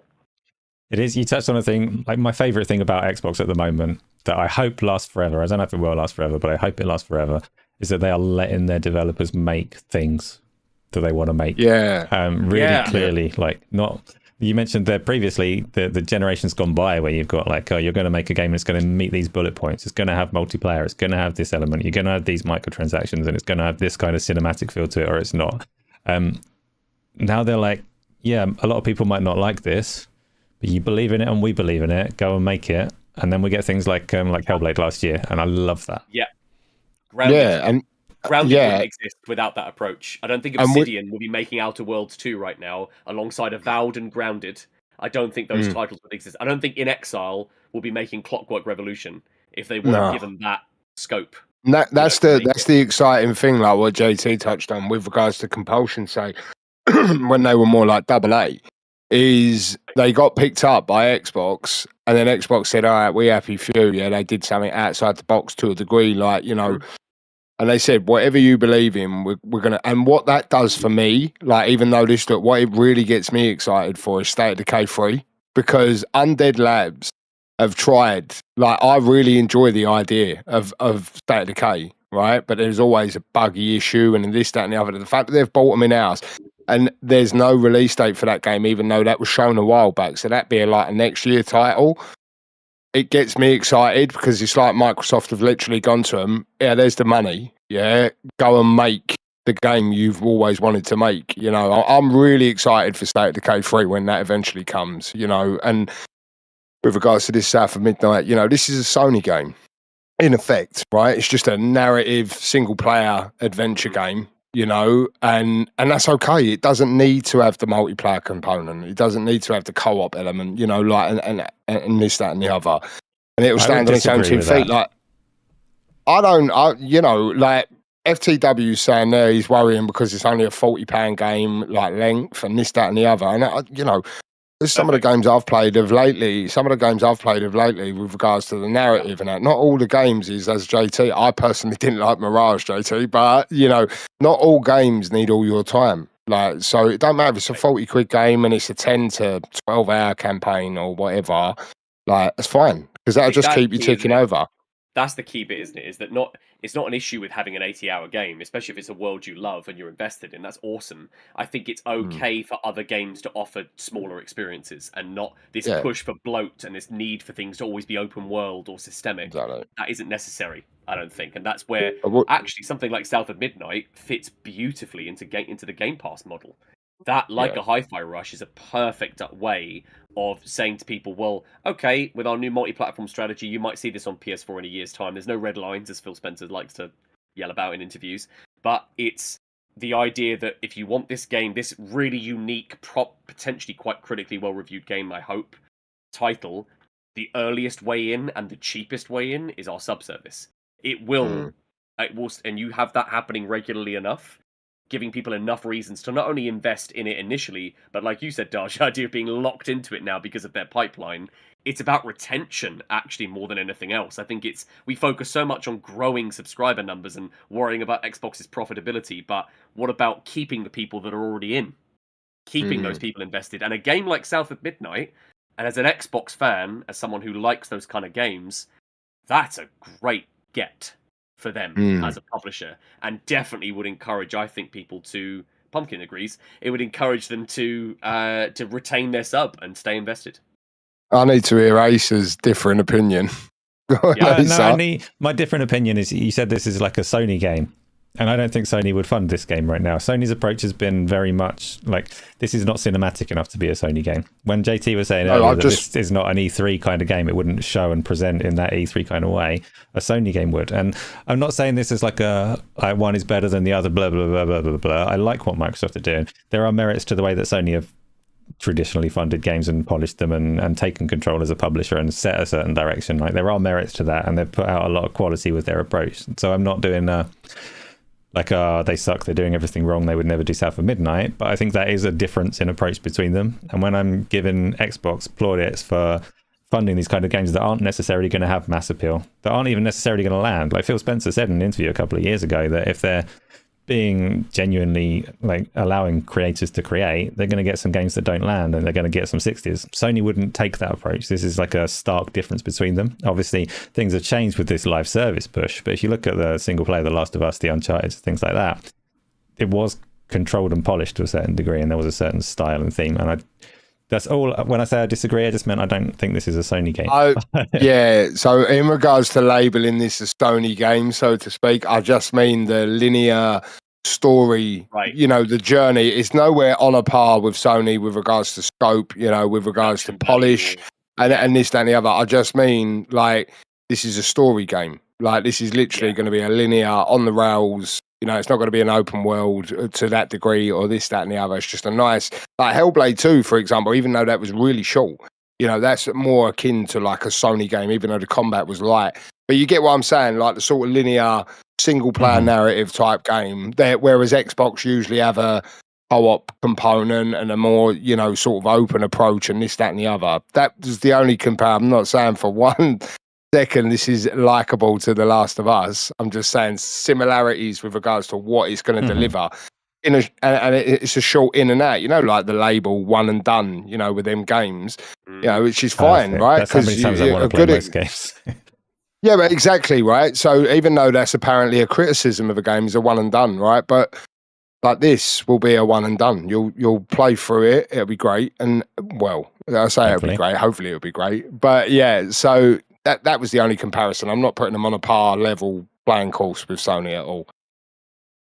Let's go on to that's all good. That's good. That's South of Midnight. Let's move on to the next one, which was Clair Obscure Expedition 33, which is one of the most fascinating settings for a game that we've seen outside of like the indie space for freaking ages. I know it's an independent studio, but it's published by Microsoft. It's got a reasonable budget behind it. It's got a brilliant cast of actors in it. It's looking gorgeous, and it's got that premise that I have to see it through, just from what they've already shown in the initial trailers. That whole age number, you're all going to die kind of thing that it's got going on in its weird off-key fantasy world. But it is a turn-based game, which some people love and some people hate. JT, what are you thinking on this one? So that was the only part of the showcase that I was a little tepid on, was Expedition 33. A little bit for me. That could, I think, be down to a slight turn-based bias, which my sort of rash against that doesn't really fit with some of the games I've then subsequently enjoyed. Like, that doesn't really make sense with some other stuff I've enjoyed later, like things like Child of Light, the South Park 2 RPG games that are both turn-based. I love those games unreservedly, so I don't know if it's fair for me to sort of criticize it just purely because of its chosen genre and mechanic, but there was just something there that just didn't quite click with me. I felt that it was a bit lore-tastic. I had the same problem with Halo Infinite's campaign, for instance, where they sort of introduced sort of lots of sort of wacky backstory and lots of terminology that is very lore specific. Just couldn't quite connect with this one. Couldn't quite get invested in the world. Whereas something like South of Midnight, which just opened with that the daughter and the mum, that relationship and setting the stage, it kept it very. I think it was just perhaps a slightly more digestible, bit of an easier thing to connect with. And I think this world, so intricate, the budget of this thing, or the scope of it, well beyond perhaps what its actual budget is. I think visually was stunning. I mean, it's quite something, really, wasn't it? When you look at the art style for this, it was really, really, really detailed and impressive in terms of scope. But just the world itself, it didn't quite get its hooks in me. I know I am vastly in the majority with that, like minority. Sorry, I know that that is not a widely shared opinion, but it just didn't quite hook for me. It's actually go on, Darge. No, I was just going to say, just to touch on JT's point, it's interesting because, like I said, I'm not a big turn-based. I think the reason this game got its hooks into me is because graphically it looks really like quality, like the combat. So most like that I stereotypically label like sort of the personas and this, that, and the other, and they don't do much for me. You know what I mean? So to speak with regards to turn-based, but what this game was showcasing was like, it just looks artistically, it looks incredible. You know what I mean? So seeing the way the mechanics work with the turn-based and this, that, and the other, and then they obviously spoke about the art and the settings and what they're going for, and the fact that it is going to be in Game Pass, right? So if you are a Game Pass subscriber, you can just always just install it and just have a bang. You know what? I'm glad you said that, Darge, because I think opening the show, the developer direct by saying these are all Xbox Play Anywhere titles, so you're getting them Xbox PC. So let's not forget that. Like, that's actually, I think, something Xbox I wish they would push more. Is that, like, I bought 2 Point Campus the other day on an Xbox sale, but I knew when I thought about it, I went, I wish I had that as a PC version, and then I just had it. I didn't realize it was obviously included. So the fact that something like this is on Game Pass immediately helps me get past my turn-based bias and makes me more willing to give it a shot. I think just with anything like that's single player only, I do need that narrative connection, that I need to care about the world in order to invest my time. Didn't have that. I didn't take that away from that trailer, but I cannot argue with the scale and the art style that they were showing in that. The detail was so impressive. It was interesting though, on the story and the narrative, like the guy sort of, because obviously I was driving and I was sort of like half listening, but he was saying the characters with the setting and the age thing turning and this, that, and the other. He was saying the characters that are going to be on the journey have got dark pasts and this, that, and the other, and they have to band together for this expedition. And it was just them sort of things where it was like, all right, like, yeah, I kind of want to, do you know what I mean? Like, that's just me. But I'm intrigued by this game, 100%. I think that I want to go hands on with it. I want to try this thing. It just looks so, just in terms of the mechanics, because I think maybe it's taking a different approach now. It's, I might not have connected with the way it was shown, but actually going hands on with it, getting to grips with the mechanics, and then actually being in that world. That, I think, for a lot of people might be also, let's flip that around, devil's advocate. A lot of people might look at South of Midnight and go, I can't get on with the stop motion or the graphics. But when I go hands on, seeing that story and actually being in that world, that might be the thing that then convinces me. So that's kind of where I've landed with that. Is I want to use the fact that it's dropping onto Game Pass as my way to give it a shot. Absolutely, that's what it's. Asa, I'll need to know what you think because you wanted to know more about this. Yeah, and it's fun that JT said that it's South of Midnight is much more digestible in the trailer, and that's a positive for him. And that makes sense. I wouldn't necessarily say that this one being less digestible in trailer form is going to work against the game, though. Hopefully it works for it. But you said something that actually touched on what my concern was before this show, when we were talking about it last week, before we'd seen this latest trailer. You said that you weren't sure that the budget was actually going to cover the scope and ambition of the game. Sure. And that is my not massive, but that is my concern when I look at it, because everything that they show is massively detailed, really intricate, like delivered in the way that Square Enix try and do a Final Fantasy game these days, where everything is maximum budget in every scene, and this studio is not that big. So I look at this world and I look at what they're building and how much thought they put into it, and I look at it and go, I don't know, like if they can deliver this at the fidelity that they're showing us in these trailers, it seems out of reach and I really hope that they can reach it, because they're trying so hard to do so much, and they're not a big team and it's their first game. So I hope that they can push it over the line and deliver what is clearly their vision and their ambition. They did show in the dev direct that it does have like some open worldy bits and stuff. There's some degree of exploration which wasn't clear from earlier bits and pieces. In terms of being able to digest the trailer and what the story is and all the rest of it, I'll be honest, I tried really hard not to watch this trailer, because I've been burnt by trailers so often, being like, in fact, even Doom did it to an extent, being like, this is the stuff at the end of the game, this is the massive twist, but you can't wait to find out like everything that goes into it before it happens. And I'm like, I didn't want to see that. I don't want to see trailers of games that I want to play. So I can wait. I can wait. This could have been a brilliant moment of the game, and now it's ruined thanks to your own marketing effort. Thanks. So I actually I had it on. I was watching it. We were in the Discord having a voice chat, but I was trying to like consciously block out most of what was going on. I didn't want to meet these characters yet, because I want to meet these characters in the game. I don't want you to show me that yet. So. I think they did a good job as well. Like when the lead guy came in, the studio head, and he was saying like he wanted to take the turn-based that we like, that most like turn-based players love.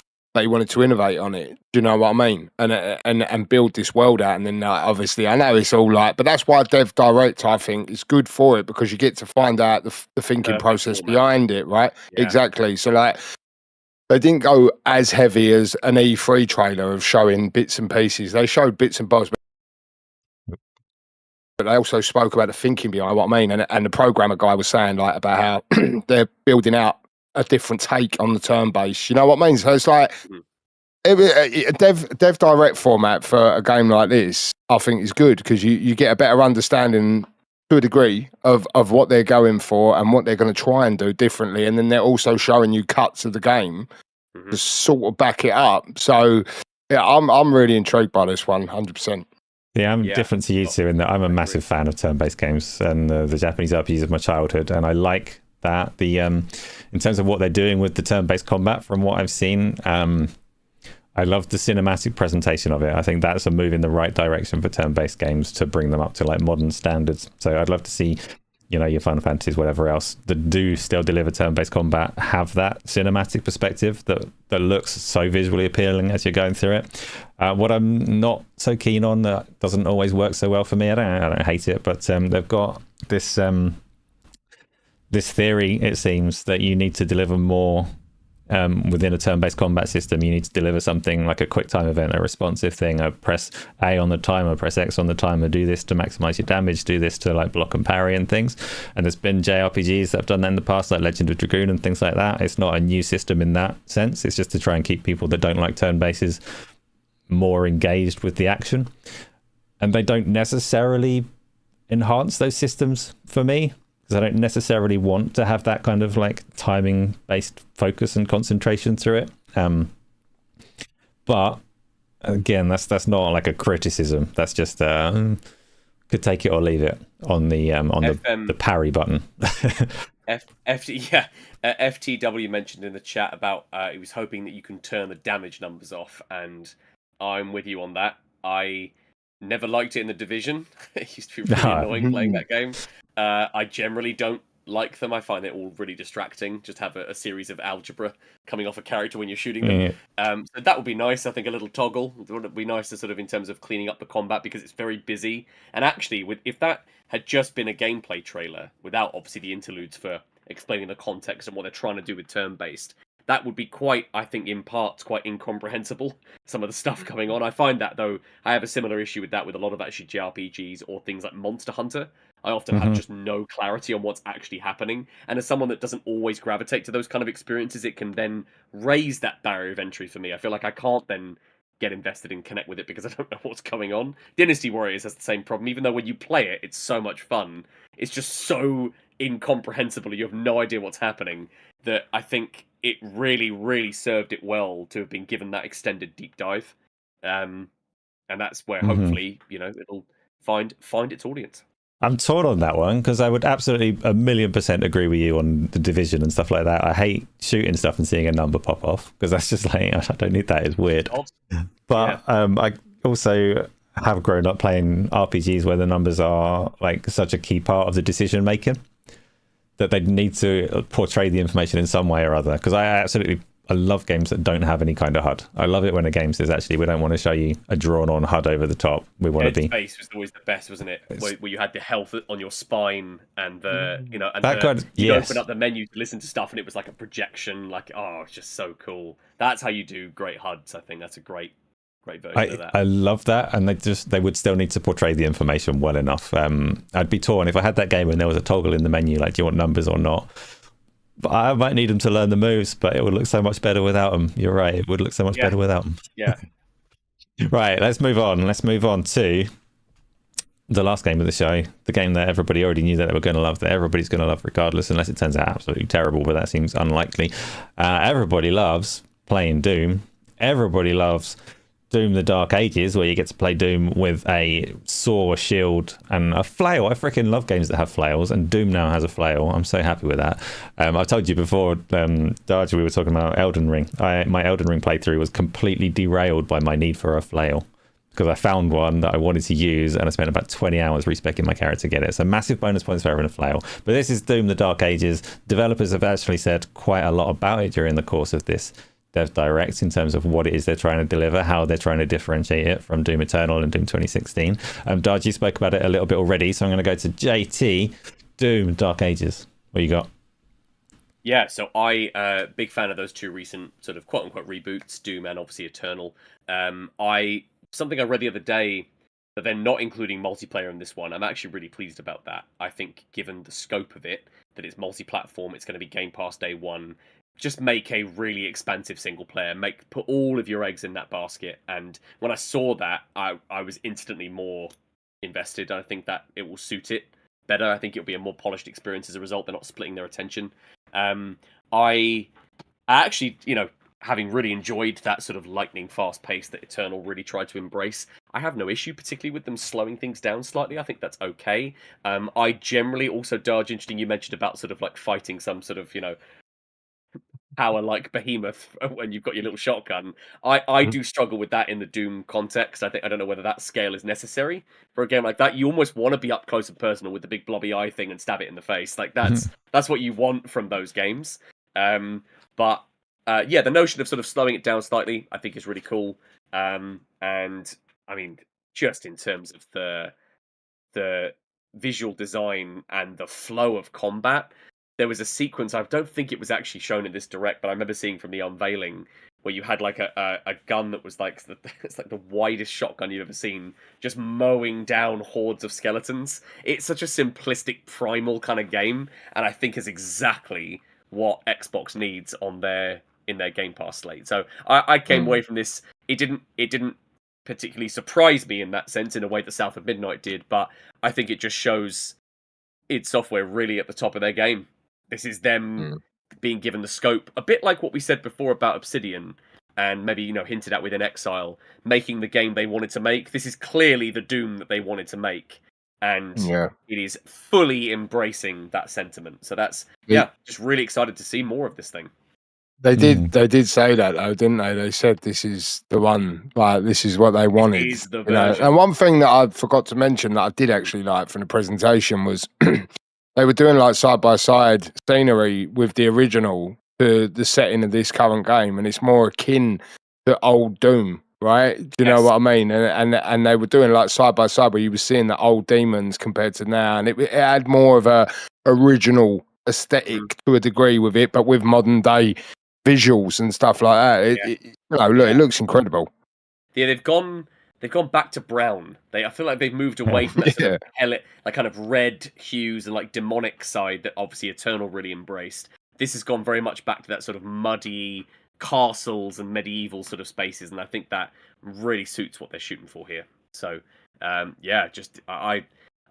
didn't come away thinking sort of anything different particularly. Just that I was nice to see more and get the confirmation that it's coming out in May as well, which I believe had leaked, hadn't it? There had been some rumours about that dropping in May. So nice to get the confirmation. Also has, just tangentially, it has a really, really cool looking special edition statue. 12-inch motherfucker that's absolutely huge, and that I don't tend to buy. I mean, I've got a couple bits of peekabooing up here somewhere, but every now and then I'll try and indulge in something like that, and it does look really crunchy. So I'm in. I'm with you on that. I'm not going to get the special edition, but it is one of the few that I'm tempted by because it is a statue, and it's not, as special editions go and like collectibles go, it's not that expensive. It's like 200 quid, which is not a trivial amount of money, but yeah, it's Doom. It's tempting. That's 2 GTA 6s. maybe. The stuff that they're talking about in there, that I don't know. How do you feel about it being more open? That's one of the things that's coming from this Dev Direct is you've got more choice of direction. The levels are supposed to be less linear, open spaces, more choices about what you fight and how. Is that Doom? It's like they've evolved. Yeah, it's like they've evolved though, isn't it? Because Doom 2016 was quite very, very linear. You know what I mean? And then Doom Eternal had those arena-like areas where it was a bit more like open to a semi-open, and now they've opened it right up. And like you're seeing on screen now, I think it's because they want to bombard you. I think that's why the reason they said they want you to stand and fight and be more of this tank, because they're going to bombard you with enemies in big areas. And yeah, man, it's just the evolution, I guess. Yeah, I don't think there's anything inherently wrong with that. We've seen Naughty Dog experiment with that with Uncharted 4. You had those slightly more sandbox areas. We saw Part 2 in Seattle had that sort of that open area. I don't think there's anything wrong with it systemically or in terms of a design standpoint. Just don't. I hope they don't. Then eventually, if it continues on this path, I hope we don't get open world Doom. I don't think that title needs to be that. Still, as long as there is a flag planted and you know where you're working towards, but the paths to get there are slightly more varied, I think there's no issue with that at all. Right, next thing that they've got that they're introducing that's a little bit new for Doom, rather than any story and lore being something that you're not supposed to pay attention to, being delivered through codexes and all the rest of it. This one is coming with a full-on cast of actors, cutscenes, cinematics. Is that Doom, JT? It's unusual because the story is so de-emphasized. I think as long as you wake up, are given a shotgun and can start shooting things, you're having a great time in Doom. Like that's what you need, isn't it? Right? Unusual, and one could maybe argue a little out of place given what generally is the focus of those titles. But I mean, so long as you don't feel like you're watching a sort of 7-minute break in the action, as long as you sort of it maybe just sets up a little bit of context for you, and then you go straight back to stabbing some things in the tooth, then great. Darge, you're going to skip the cutscenes? You're going to watch them? I think the only reason I can think that they put the cutscenes in this is because they're saying this is a prequel, isn't it, to 2016. So maybe they want to, flesh out a bit more Doom Guy's origin with regards to how he's ended up here and stuff like that. So, and they're getting the budget, right?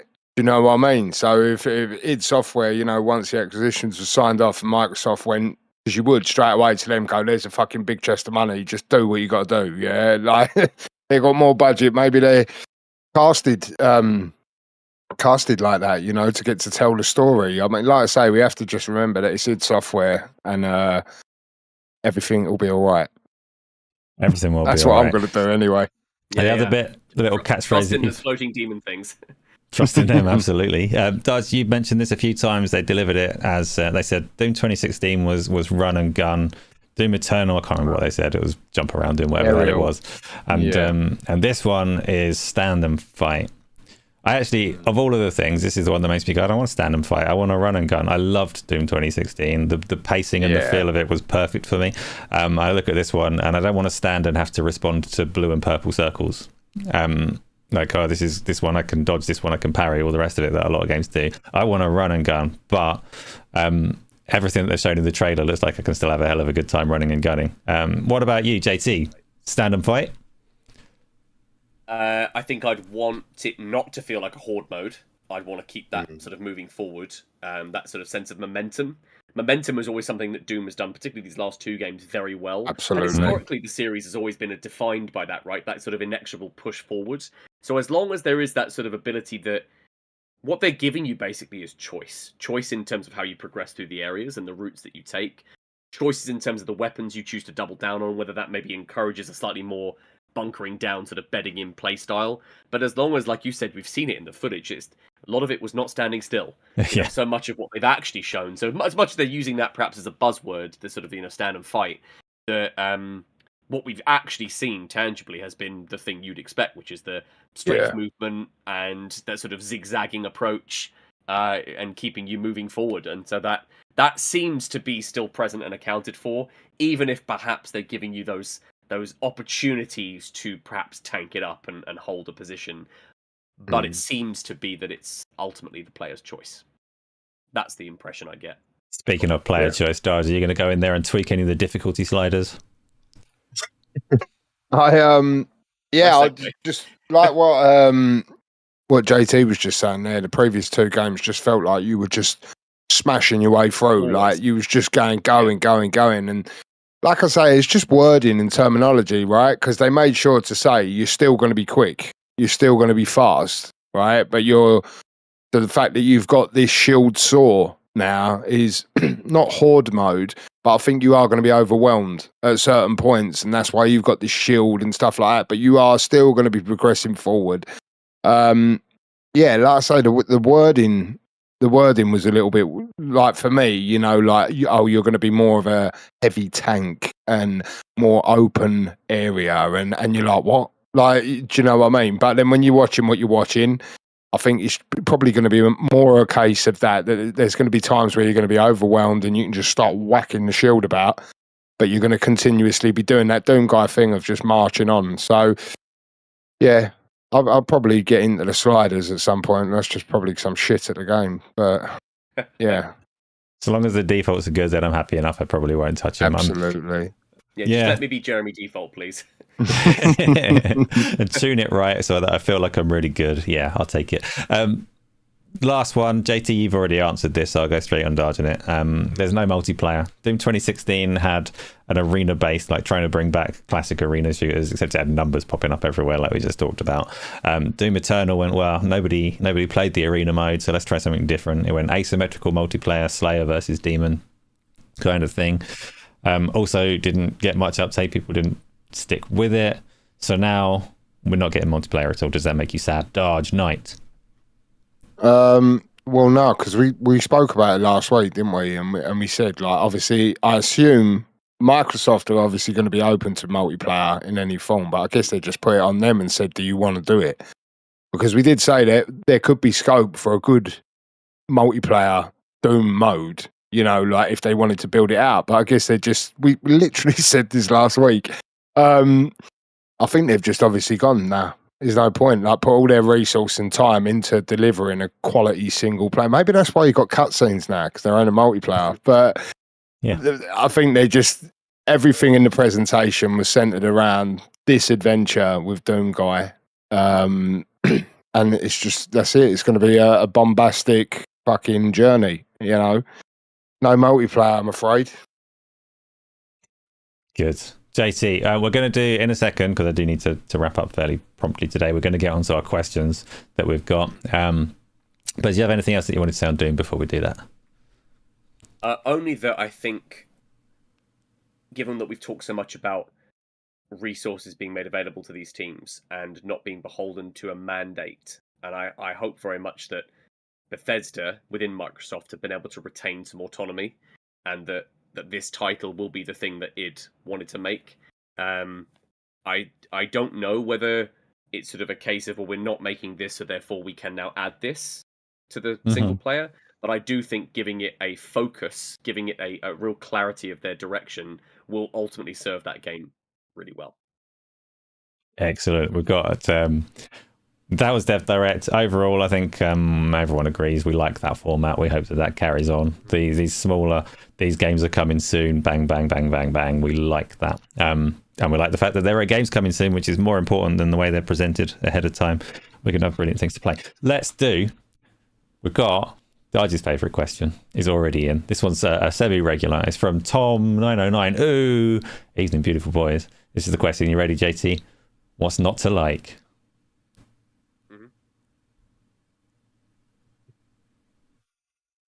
What?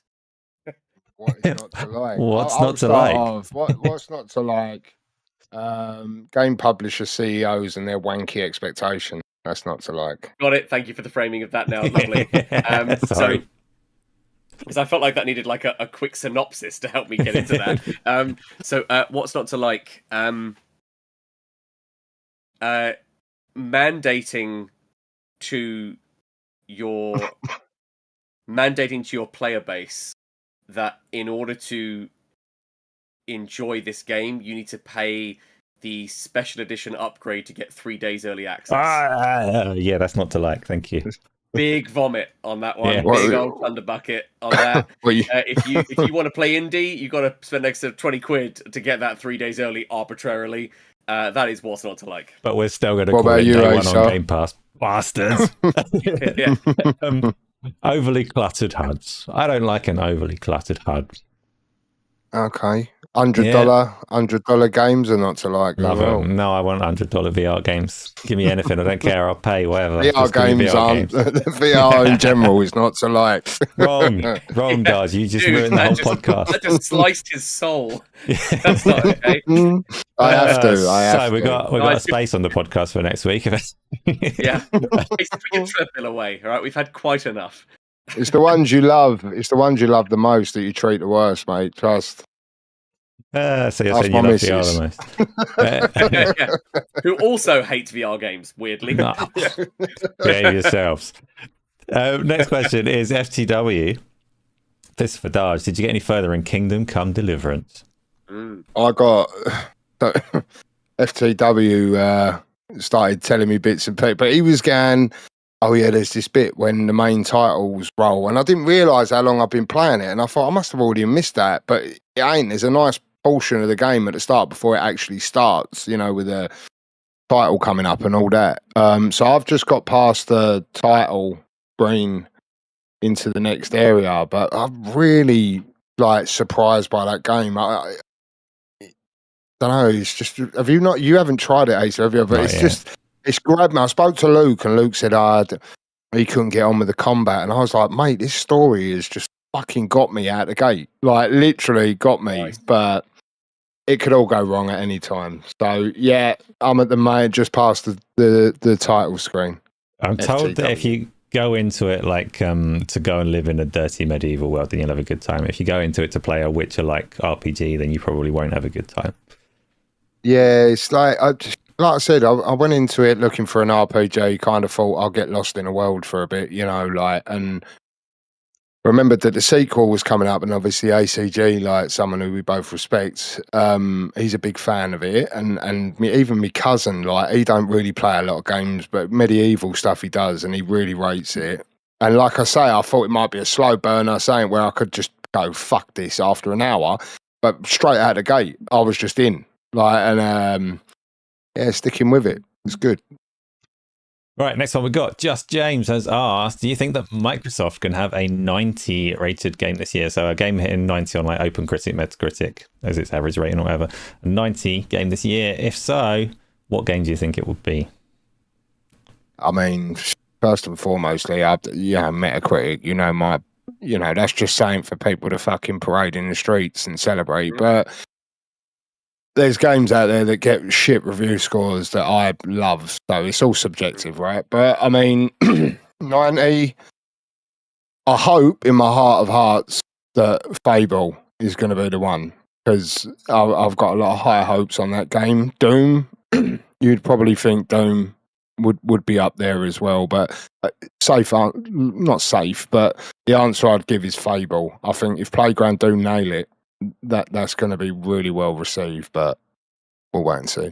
Ditto on the completely irrelevant value of Metacritic as a concept. I hate it. Just boiling something down to an aggregate score. I've never enjoyed that. And also when you learn that some publishers tied bonuses to their developers to achieving excellent Metacritic score, I just think it's really shitty, and I just hate it. And the Metro newspaper get a shot at it as well, and you just wouldn't trust them to review a cup of tea. They're honestly, fucking... But anyway... these are the ones that will publish on the same day. Like, is Xbox failing? And then it will do like 3 hours later, like PlayStation's really dropped the ball. And you're like, fucking. It's just but you know how it works, right? They'll put like a fucking Doom the Dark Ages is a 5 out of 10. I really didn't, and it'll go viral all around social media. Yeah. Everyone going, look at this idiot, and he's like loving it. He's like brilliant. Just silly. But this is great. This is a great segue. Just bitching about Metro, but like any games publication that has a headline that says, people are saying that, and then insert negative thing here, and the people that are saying it as like 3 people and 1 bot on Twitter. Like it's not a reflection at all of the wider sentiment. They're just saying it for clicks. So I fully agree with your sentiment there, Darge. Put Metacritic in the bin, but if we are going to choose that to be that thing that with which we judge a game's overall success, then if anything, I do hope it's Fable. I would love something like South of Midnight to achieve that level of success, mainly because of what that team has invested in it. But I don't think it will be a 90 Metacritic game. I think if anything has the potential to do it, it would be something like Fable. I could actually see Ninja Gaiden, if it was really polished and really smooth, being in the high 80s. I could see that definitely sort of being on the cusp of that. But again, third party with a Game Pass deal, it's not strictly the same. So, but I'd say Fable. I think would be my pick for that. I am completely stuck going over and over in my mind. Who would I trust to review a cup of tea? Me. No. Sorry, Darge. Well, I believe you. I'm not challenging your integrity. I think you'd give me an honest review of a cup of tea, but I'm not sure it would mean a lot. I'm not sure you take your tea the same as I do. Paddington Bear. Well, kind of fictional. I don't want to shatter anything that you believe. What are you on about? Kind of fictional sounds like your fever dream from that thing you remembered from Ninja Gaiden. He's very fictional, and I definitely wanted to tell me if that PG Tips is shit or not. So yeah, that's where I've landed. There. That was the questions everyone wanted answered.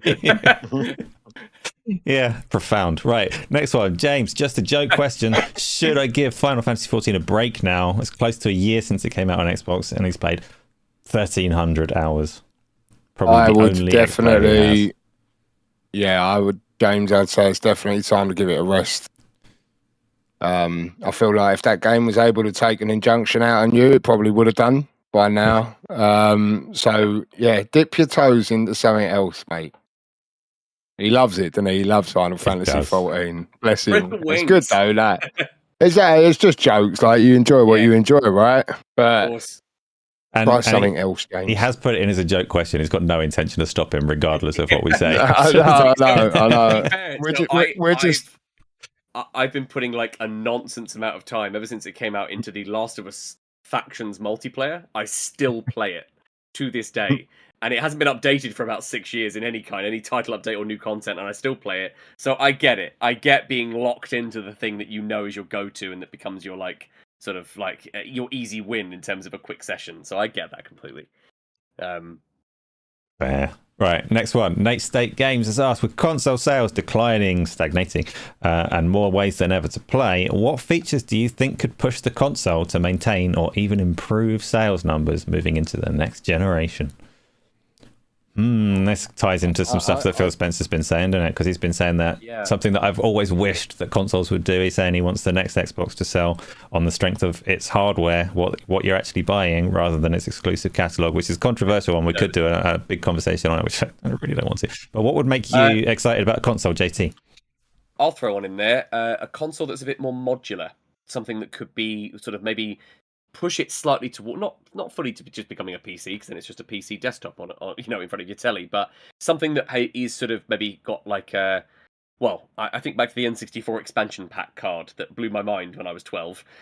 Just the idea of being able to suddenly have more RAM was like just unbelievable to me. So I think something that is modular, that is upgradable, that maybe you don't want to split your player base, but that could whether it's a new Wi-Fi standard comes out and it's able to support faster download speeds, or something to do with their controller. Like, I'm really hoping actually Xbox Next Gen don't just use the same UI and the same controller. Give us that jump, give us that step forward, and I think that would be nice to see from them for sure. What about you, Darge? A console is just a box, right? Like sets a level playing field on how a game's going to play for a cost, right? But then, like me and Chris, obviously, we used to do the show with, like, we'd spoken about these hybrid console/PCs coming to market. It's, you know, we even with the OS thing that we spoke about the other week with Steam OS and, you know, Xbox building out their own thing. I genuinely don't. I'm really intrigued to see what the future holds in store for the console market, because obviously Xbox, you know, the curve flattening out with console sales. Even Sony have admitted it, and this, that, and the other. A lot of people have switched to PC. And Xbox doing this, everything is an Xbox marketing, you know, trying to get in everywhere. I'm really intrigued to see how they innovate. I can't think of anything particularly, like JT's just said there about like expandable memory or something like that.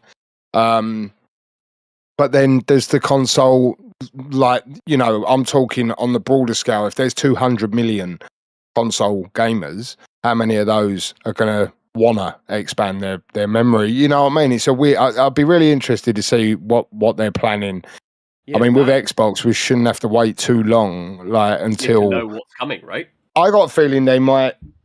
The two SKU approach was a great idea on paper coming into this generation with the S and the X, right? And you know, like it or not, the S has caused some problems with certain games and this, that, and the other, and rah rah rah.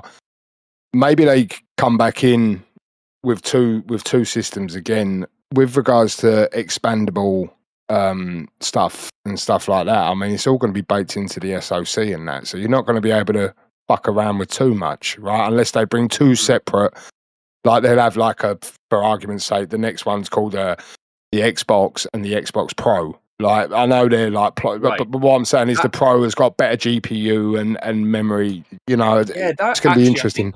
You just made me think of something there, Darge. The idea of actually not having a mid-gen upgrade like an Xbox One X was last gen, or you've had with PS4 Pro and PS5 Pro, is that your mid-gen refresh, for those people that want it, is essentially you would buy something that would expand your existing console, and that becomes the mid-gen release, effectively. So what you have in, in theory terms, the PS5 and then the PS5 Pro, I would then have something that could simply be installable to my PS5 that would bring it up to a PS5 Pro spec, rather than buying an entirely new box, an entirely new SKU. It's just interesting. Like, yeah. It'd just be interesting to see how. That's what I'm saying. I couldn't give you an answer as to what I'd want to see, but I want to see what they're going to do. Do you know what I mean? Because they get paid the money to innovate like that, right? You know what I mean? The thing about the question, though, is I don't think there's a need for console hardware to exceed the number of sales that it's had already, because, like you said, within the question, like, we have expanded ways to play, and Microsoft, at the very least, have been trying very hard to make sure they've got their claws into that expanded way to play. We know that everybody else wants a piece of that as well. So, actually, I think no, consoles may diminish, but the overall audience that they capture on their platform is growing, and that is not bad from their perspective. From my perspective, I very much like the idea of them having to differentiate their hardware by differentiating their hardware. I'm still bitter that the Xbox One and the PlayStation 4 converged on technology. Consoles were more interesting to get multiples before that, when you had like a PlayStation 3 and Xbox 360 and the capabilities were kind of different. That made the hardware more interesting. I kind of resented having to buy two things that have the same capabilities, essentially, to be able to access different libraries. I'd much prefer the hardware sold itself by being freaking awesome hardware at freaking awesome price, whatever its selling point is. That's more exciting to me than this.